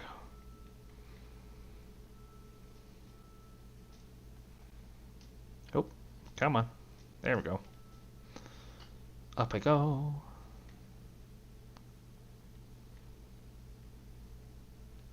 We'll get to that in a moment.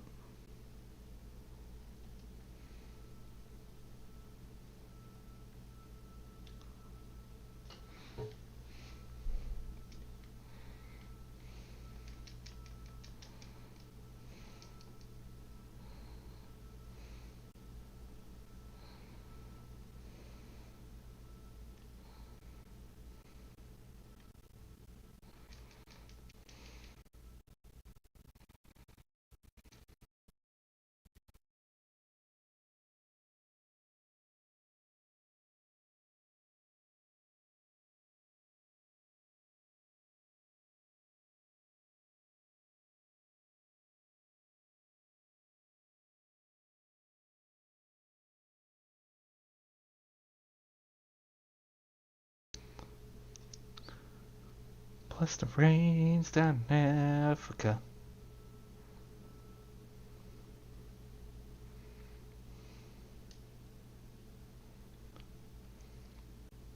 Hey, Bams.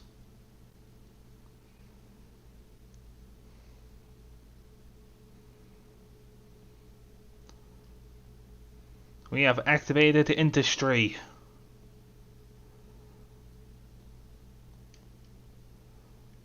Whew. I did not think I was gonna make it down here.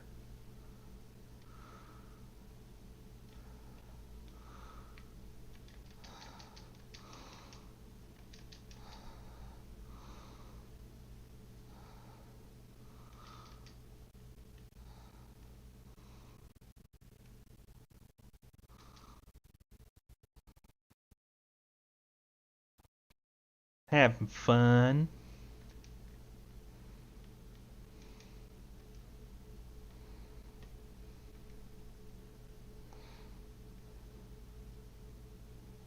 Ooh. Because we killed all the enemies in this room, a chest spawned up here. The Maker shoulder piece and the Maker boots, the Maker body armor, the Maker gloves. This is kind of where... Well, I guess I should say it first. We now have the complete Maker set of armor, right?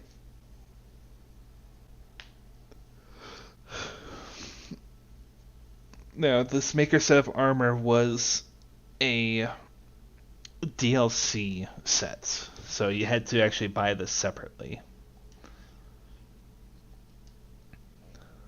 And I'm gonna go ahead and put it all on just to show you. We look kind of alright. We look very Maker-y. Crafted for a champion that would rise against corruption. Maker artisan smiths forge this masterwork armor as the shield to he who would protect all of creation.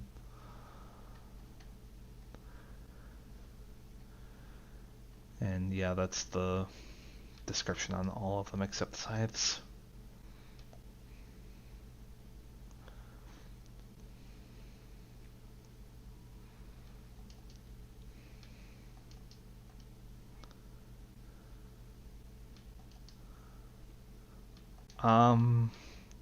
The armor, I think, well, the Maker armor, I believe, boasts the highest defense and resistance.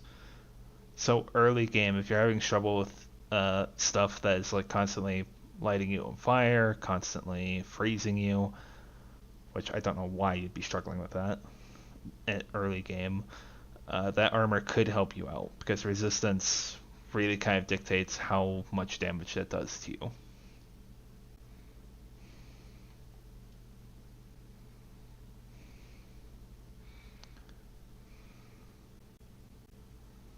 Oh, Karn finally got himself unstuck from that ledge.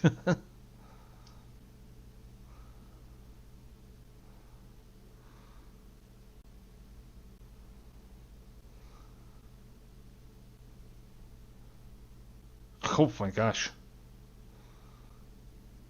Okay, so we need to crush something. I can't imagine what we have to crush.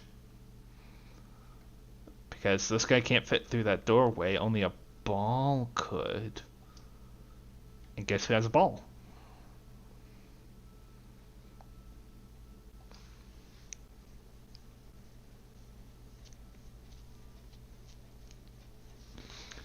The custodian, no! There's the ball. Hey, give me my ball back. Oh.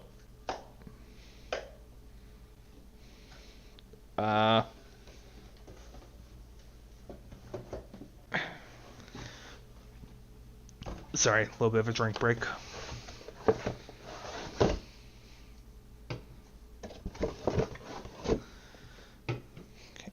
that can go. Okay. So now we have a ball. A ball? Also, I don't know why this is here. Oh, apparently I didn't think you could run inside it. Neat.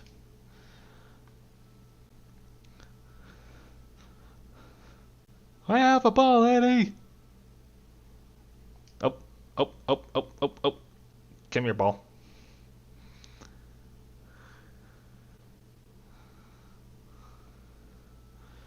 Game of Maker Golf.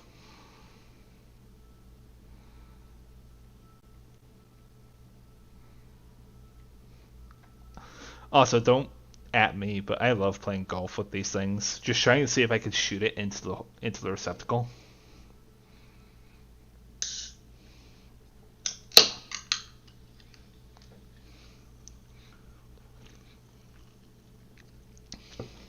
Also, sorry, small break here.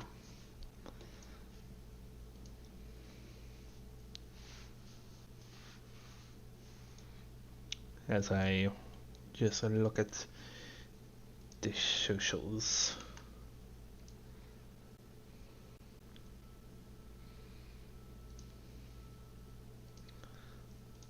Look at the socials and make sure everything is going alright. Perfect. Alright.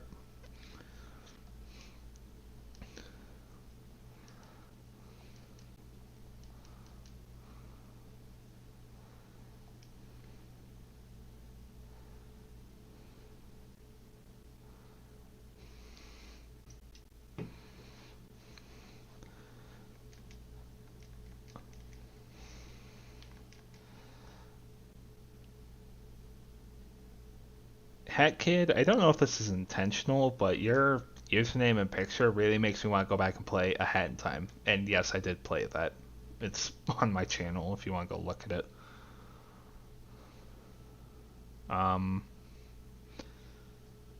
Especially because this October for me hasn't necessarily gone to plan. But I can talk about that later.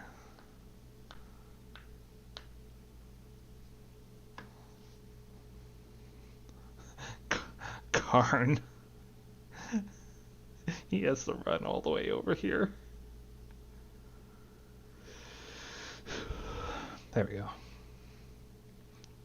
We are almost done with this dungeon. Which is good because this dungeon almost alone I think was an hour. Oh, these guys.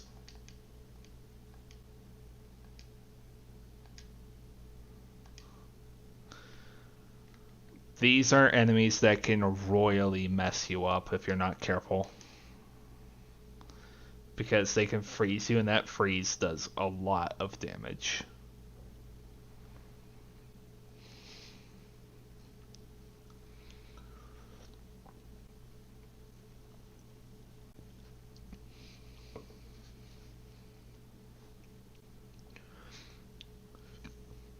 Okay, now, so if people remember, we came through that door, right?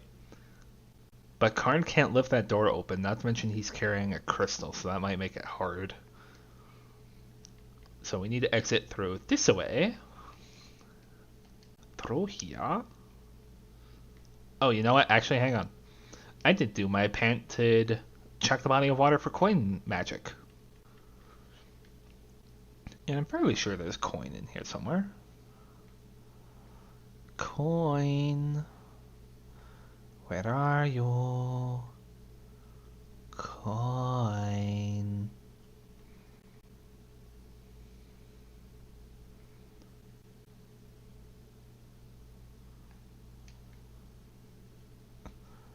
Oh my gosh, the only body of water in this game that does have a coin in it.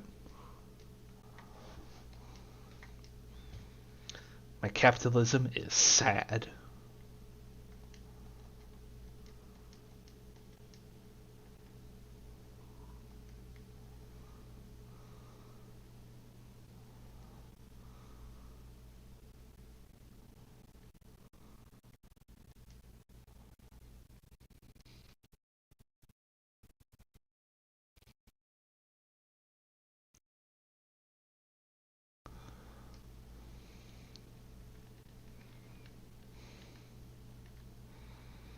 Most of the time, a full magazine of ammunition can get rid of a whole swarm of flies, but occasionally there's just that one group that's like 2 or 3 flies too many. This chamber goes right back into where the Guardian is, and you can actually see before we even go in there that that area is already cooled. The water poured down into it and it cooled the lava, and now it's obsidian. Oh boy, get a diamond pickaxe. We need to break some obsidian. I'd be lying if I didn't think about playing Minecraft on here a few times. At least Kern waits for us to get back in here.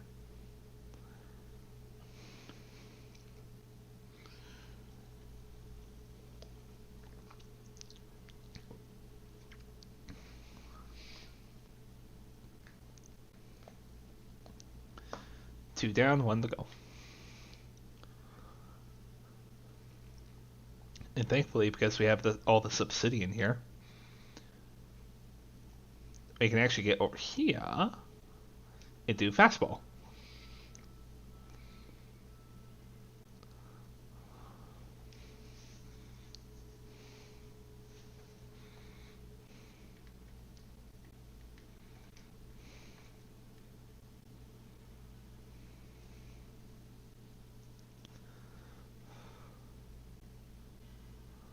Okay. This is kind of where this dungeon kind of hits you unexpectedly with a turn a little bit. Then this dungeon shows that it is not nice to custodians. I'm just gonna clear both sides because why the frick not?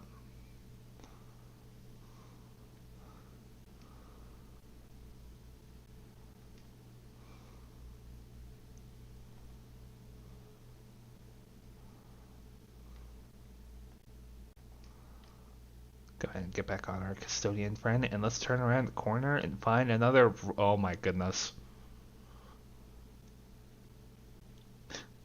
Something's not right in Denmark, Batman.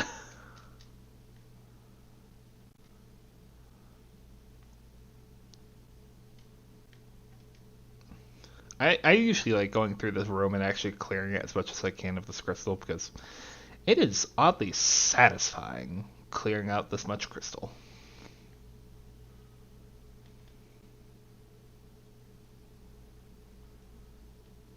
Also, I don't know how this custodian's actually flinging his fist. Don't ask me.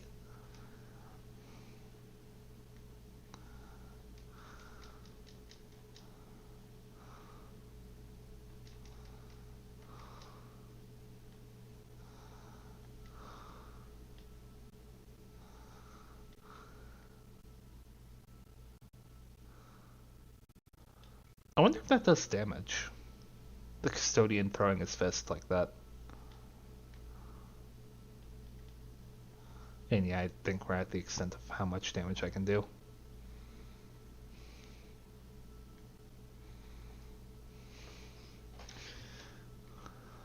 Go ahead and leave the custodian there.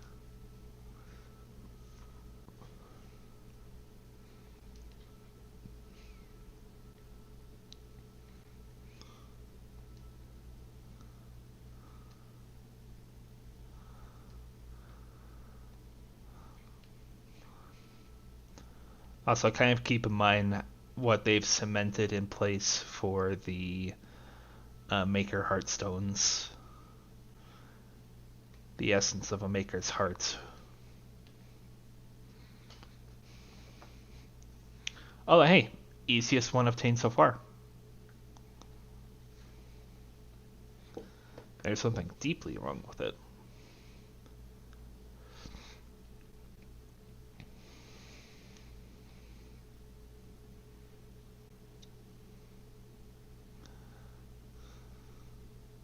Corrupted custodian.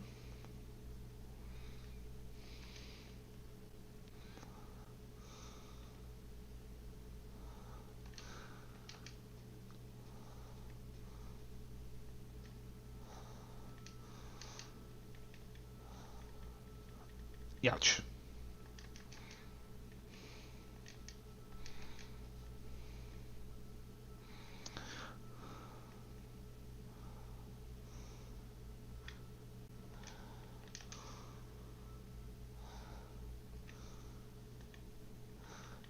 Yeesh.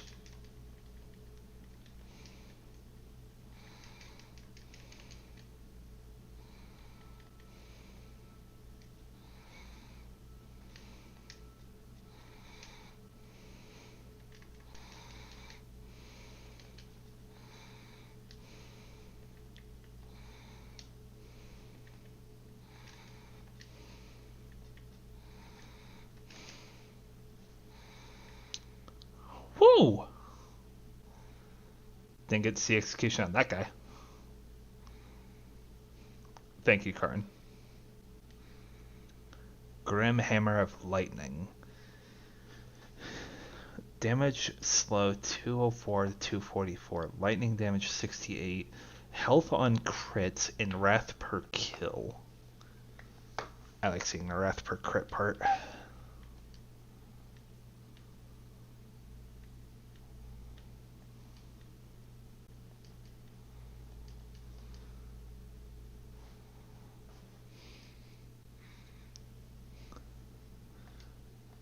I am not surprised by that statement, Hat Kid, honestly.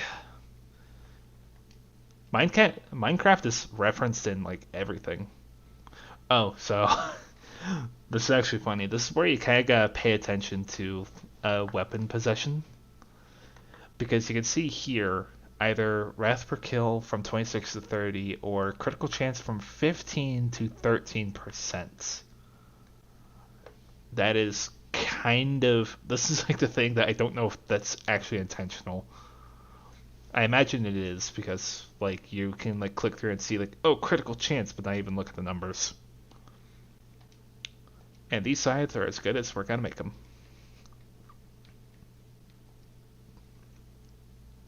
Also, yeah, you can see from that custodian how much damage he did to me. Let's go ahead and heal that up. After you. Thank you, Khan. Although this is where we kind of hit a fundamental problem with this Hearthstone.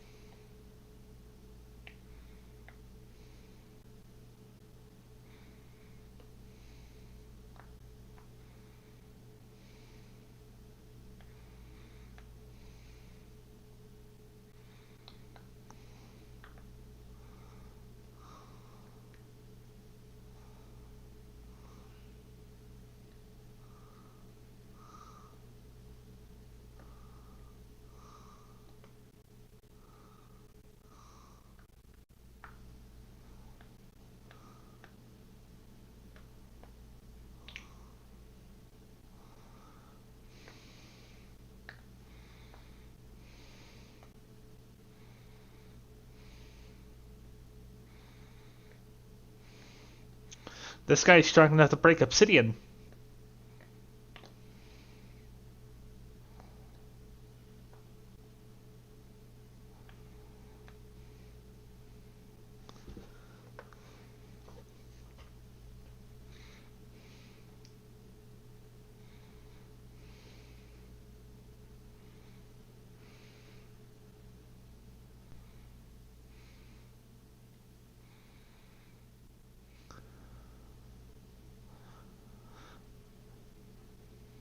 So yeah, the Great Bamboozle. The Guardian is taken by corruption.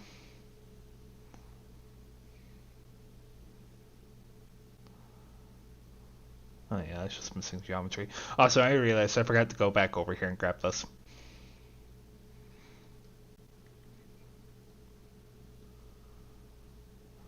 Because now that we have Death Grip, we can actually jump over here now.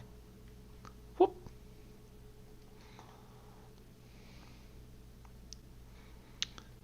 Glaive and a health potion. Well, good thing I need the health potion. Oh, this is an axe. This axe actually looks kind of cool. This is a particular model for axes in this game. See, like the kind of... I always thought it was like corruption, so this is like a corrupted weapon. But I don't know, that might be some other like crystalline growth on it. Anyway, from one axe to another.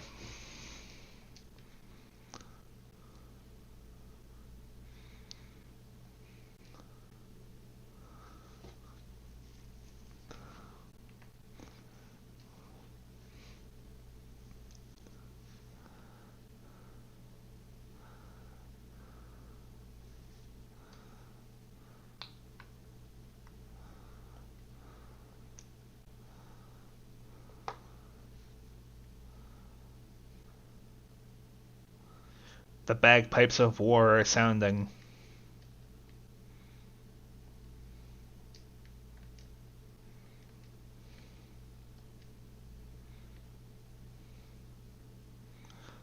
Oh, the giant bonking hammer is gone. Oh no.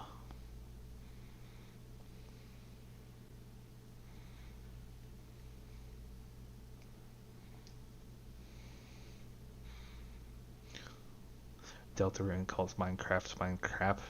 I can't imagine that either people didn't take to it too kindly or they understood that was a joke.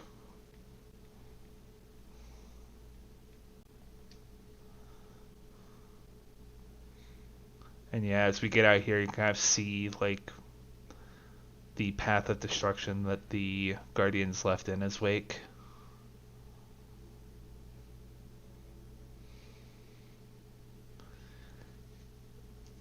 The temple up ahead used to be just straight up and was in one piece. Now it's actually really broken and tilted.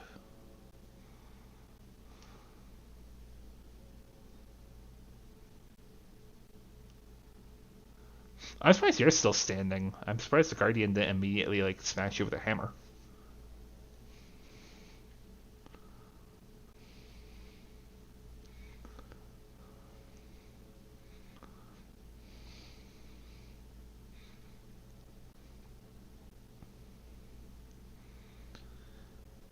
You have anything to say, Alia?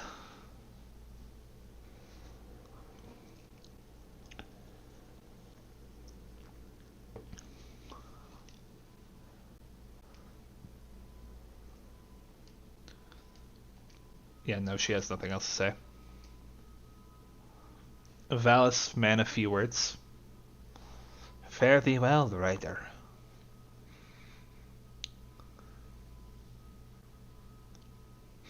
And yeah, we can get out here to Tristone proper and actually see even more destruction. This place is just really crushed. The statue that used to be there is gone.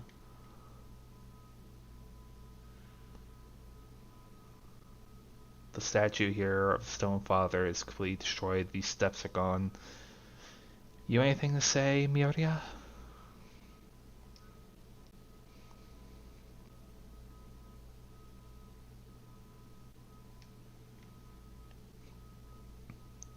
She doesn't have much to say.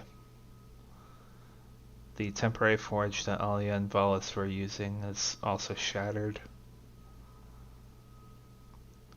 A couple of these, well, one of these statues is gone, the other I think is pretty decently damaged.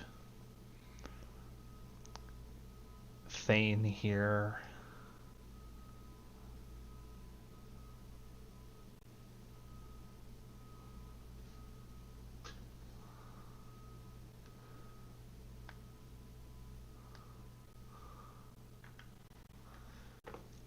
You kind of see Thane just how damaged he is after meeting the Guardian. So I think he tried to give up a fight, but he just couldn't. That or he was in the wrong place at the wrong time.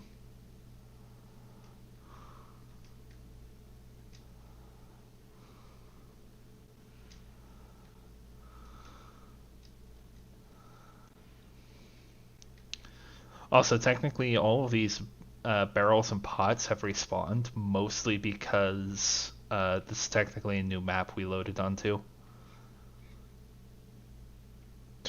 These stairs are broken. We gotta use the right side now.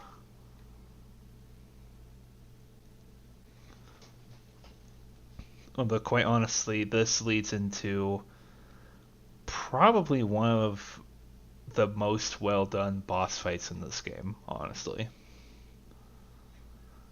One of the best well done, and honestly, to me, one of my favorite boss tracks. And I'll try and be quiet so that you all can hear it.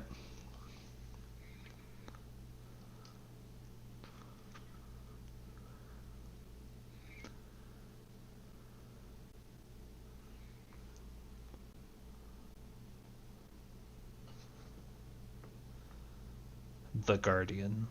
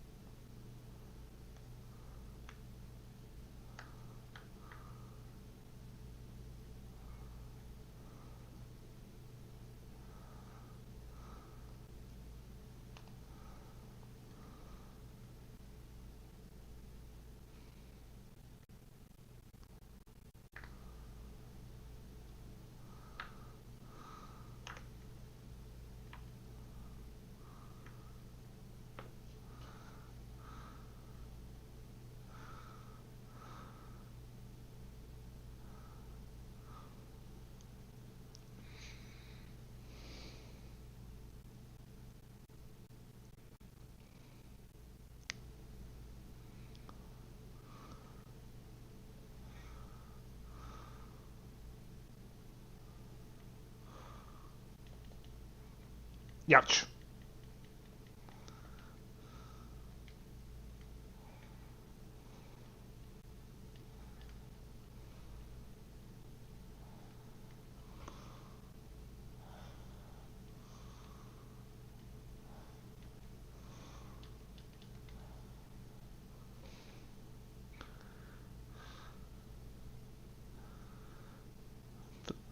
One of the Heartstones.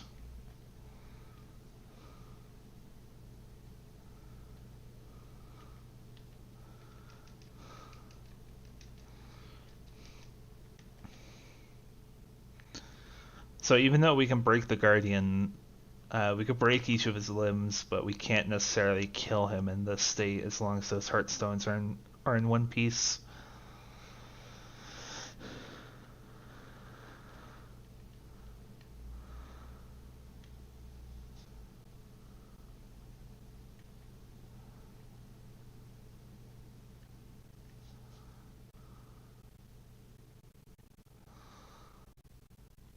Honestly, this fight is easy, but like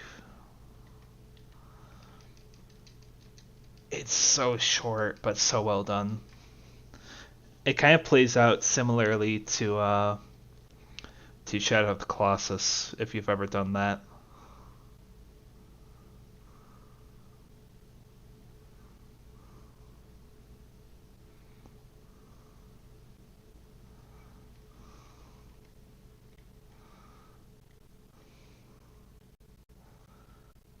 Excuse me, Guardian. Kobe.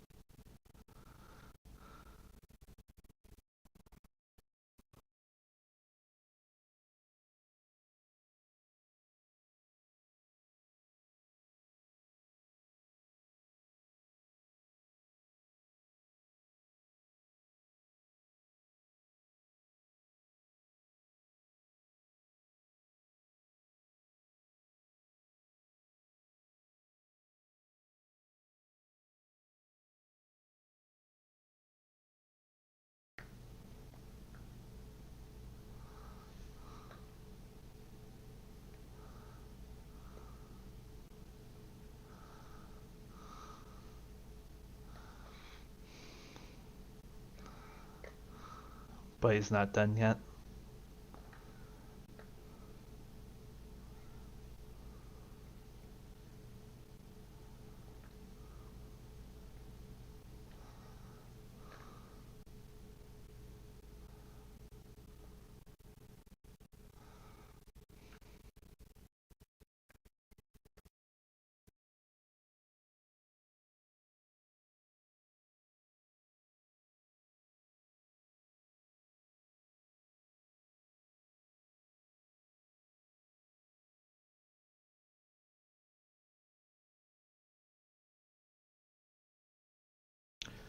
The Dark Talons. A dead loyal to the deposed king Argyll forged these claws from the heart of a glacier. When Argyll was overthrown, many of his lieutenants were destroyed, and the Dark Talons were thought lost forever. These weapons seethe with the essence of a deep winter cold, and every strike freezes the blood of its victims. Those enemies that the claws freeze into immobility are even more vulnerable to its touch, suffering horrendous wounds from any follow-up attack.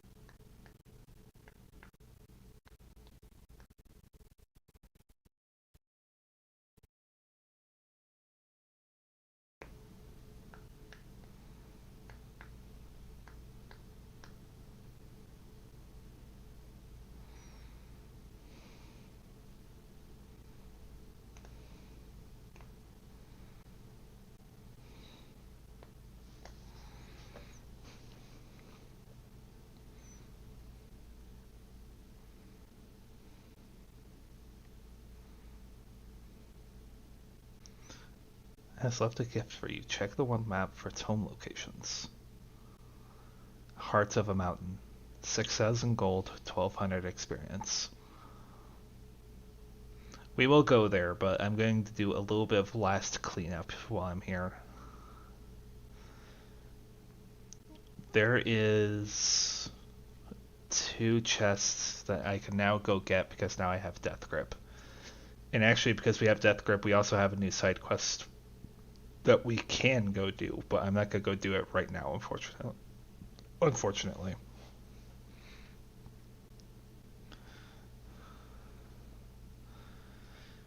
But yeah, the Guardian, honestly, I think is one of the best bosses in this game, honestly. Especially because in that cutscene, it kind of conveyed what Adard kind of said. that he would be a newborn free from corruption. And you can kind of see that as he's like a child poking Adard's corpse. And he slowly like comes to the realization of what exactly happened. That, and I imagine part of the inspiration for that moment for the Guardian was because maybe the developers watched Iron Giant as they were developing it, and they kind of enjoyed how Giant was like a little childlike in his behavior.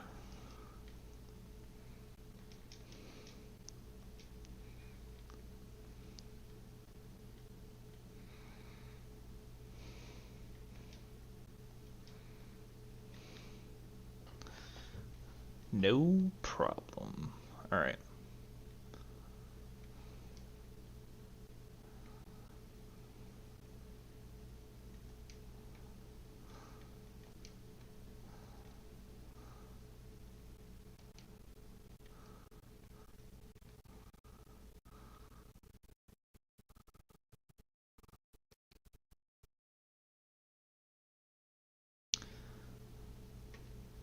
Some new boots.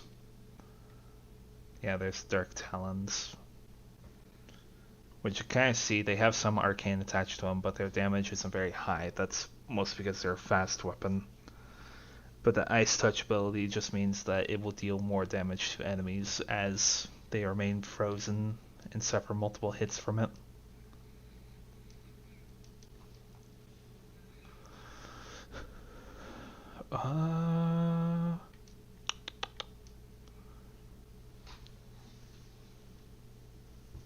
I am pretty sure that there's more that we can do here, more than the other chest I said I was going to go grab.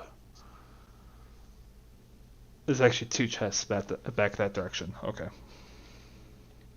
And yeah, I got 2 skill points. I might as well use them. Bless. Death's crows restore their master's health by attacking his enemies. Then we get this Heralds of Death.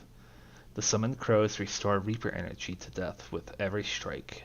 Hits add 3 Reaper energy. I'm gonna go ahead and go for this, mostly because I'm full on Reaper energy as it stands right now. Not to mention, I can get Reaper energy back pretty easily. And fast travel's not allowed, are you kidding? Unavailable. Oh, it's probably not available because I'm in a critical story moment.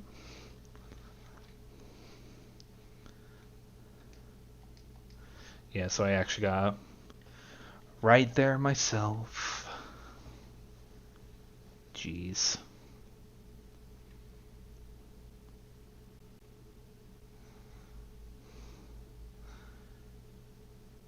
Fast travel in this game, especially in the next world, is going to be a little bit finicky. It works a majority of the time, but in the next world, it's going to be having a bit more bugs. the game crashed. Here, hang on. The game should have saved when I opened that chest, so I'll go ahead and just relaunch it real fast.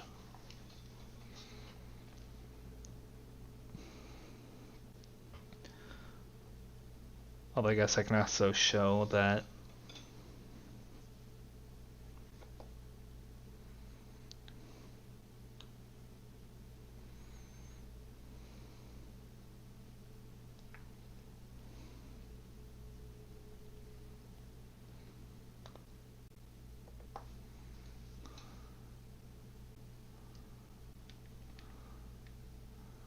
oh, this chest actually respawned.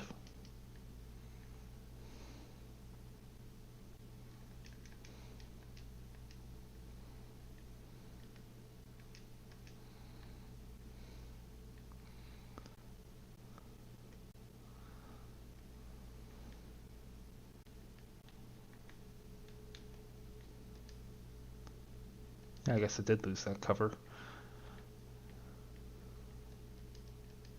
Go ahead and upgrade that twice again. Okay, fast travel's actually working now. Okay.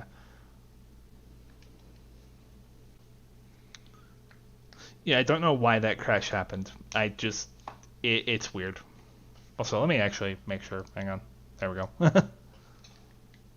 I had to make sure that the game was still capturing a little bit for a second.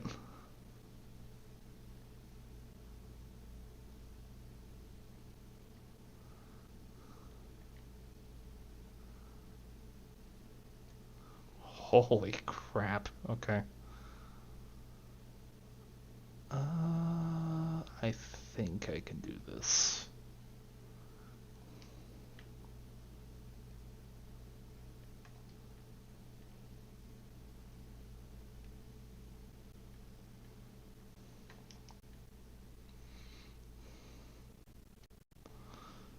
And I'm also pretty sure I can do this. Dang it. I can do that. I know I can.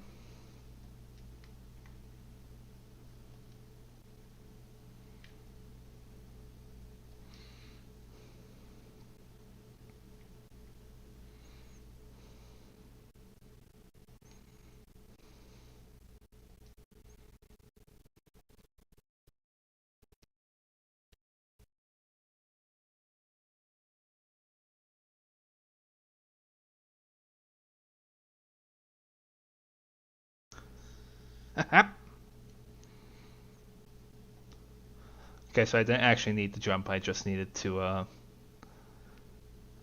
stand there.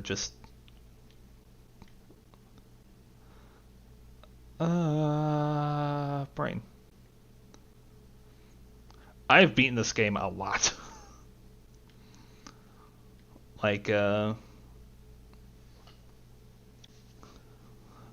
to think. I know back on the 360 version, I had my one completed file. And I think I beat this game a grand total. Getting New Game Plus cycles, I'm pretty sure at least 4 or 5 times.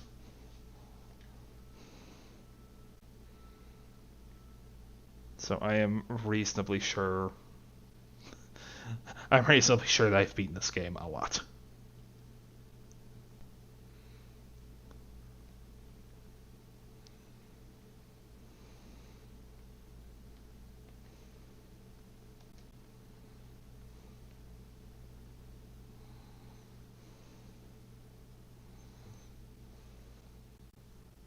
Hut, hut, hut, hut.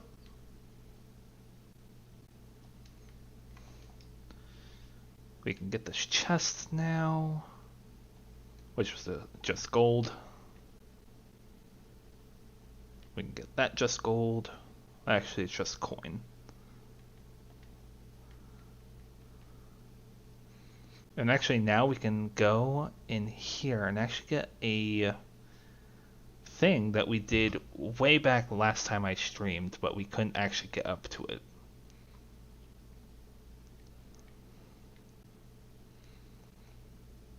So now we can finally go do this. There is also still Baethir here, but I don't want to go after her just yet. Like I said, I want to wait until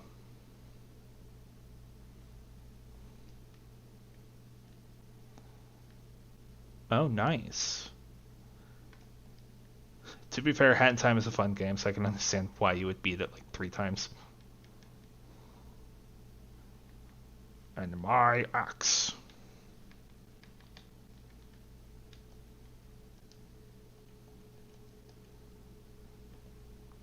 Frost damage by 1, or defense by 8 points. Gee, I wonder which one I'm taking.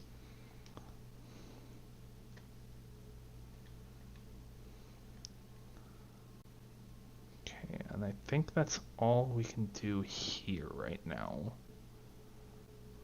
Okay. So now I'm gonna go back over here, back to Tristorm, because there's some new dialogues that we can get and that extra side quest that I talked about.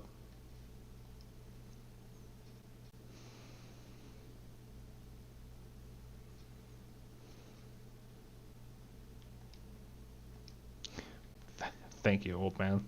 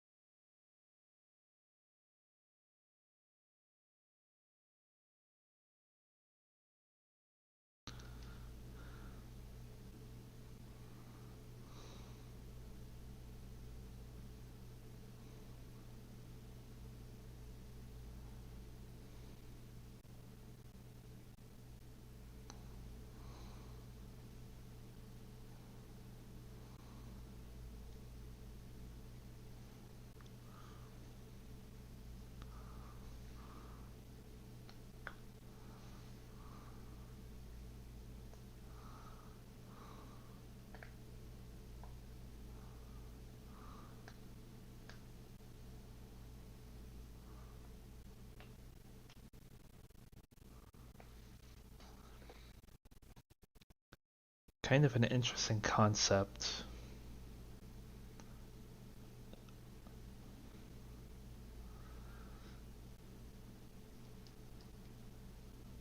I kind of forgot what I was about to say. She kind of cut me off from that thought. But we're not going to do that side quest immediately because I will end up getting destroyed by anything in that dungeon.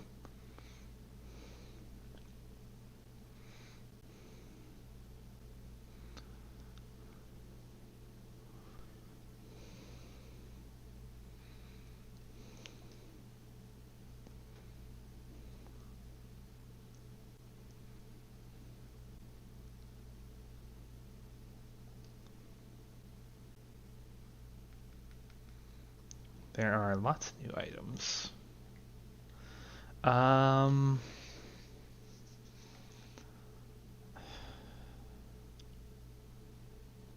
Let's get rid of the colonists savagery. And I'm probably not going to use these items. And I will go ahead and get rid of the maker stuff. Mostly because there are better items that I'll be able to get than those. So.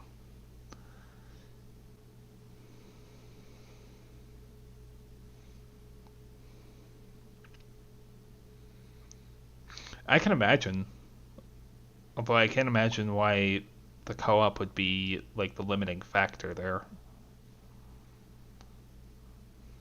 Okay, and like we got in a message before, we have something at the Serpent Tome that we can go pick up.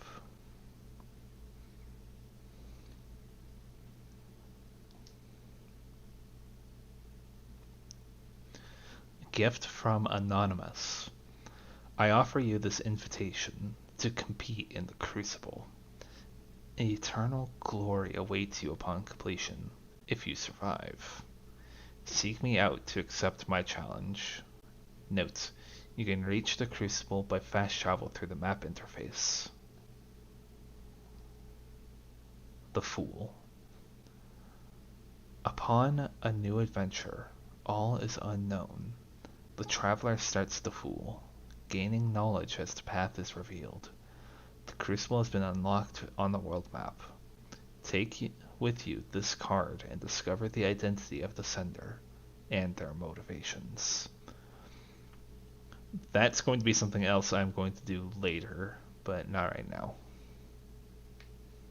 And yeah, now we have the Fool card. For right now, we have a tree to go to. I'm just going to fast travel over to the Sweeping Crags just to get there faster.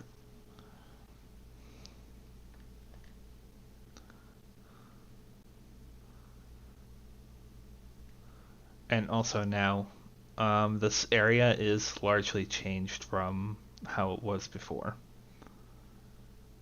So now the giant bonking hammer, quote unquote, we saw back in the foundry, is here now. Just embedded in the earth along with one of the Guardian's shoulder plates. Just kind of a reminder of what happened here. But now, we can get to the tree.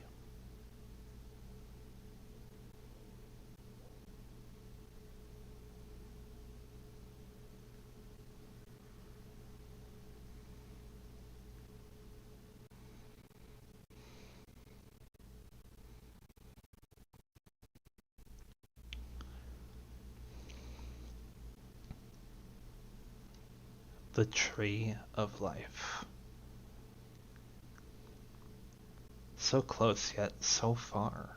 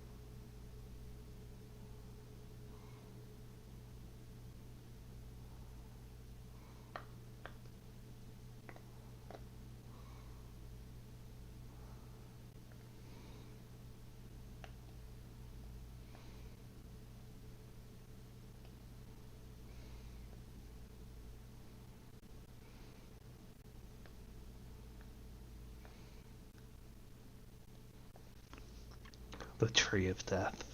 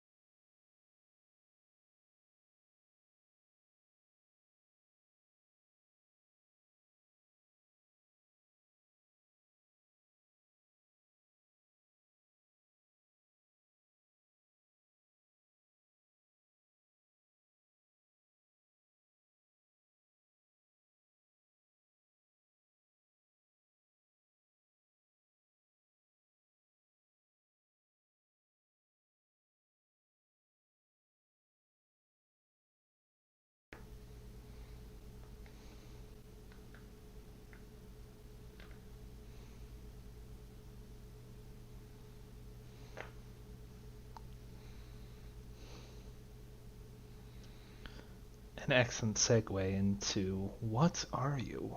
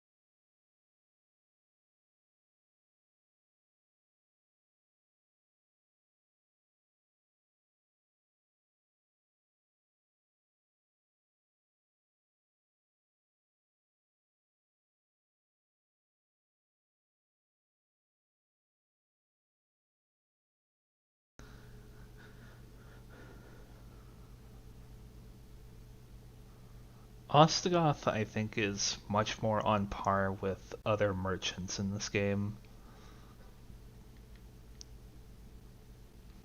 Although, like the other merchants in the game, his stock will over time get better. Then he also carries the potions.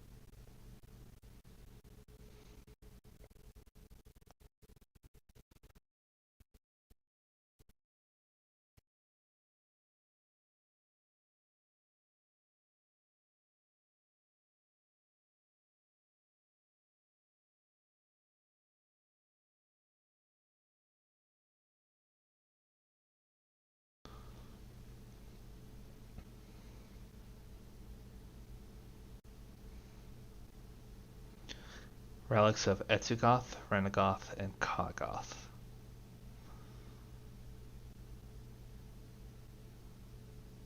So, next time, we begin on the Kingdom of the Dead. Look at how big this map is. And we are only just up here. This place is large. But for now, I'm going to go ahead and end off things here. It has been 3 hours, 5 minutes, so I think it's a good stopping point. When I plan on streaming last, I do not know. I want to say either later this evening or tomorrow morning. I don't know. I'll stream whenever I can. But for now, thank you for coming and watching me bumble my way through this. And for now, don't want my controller to fall out. For now, have a good day.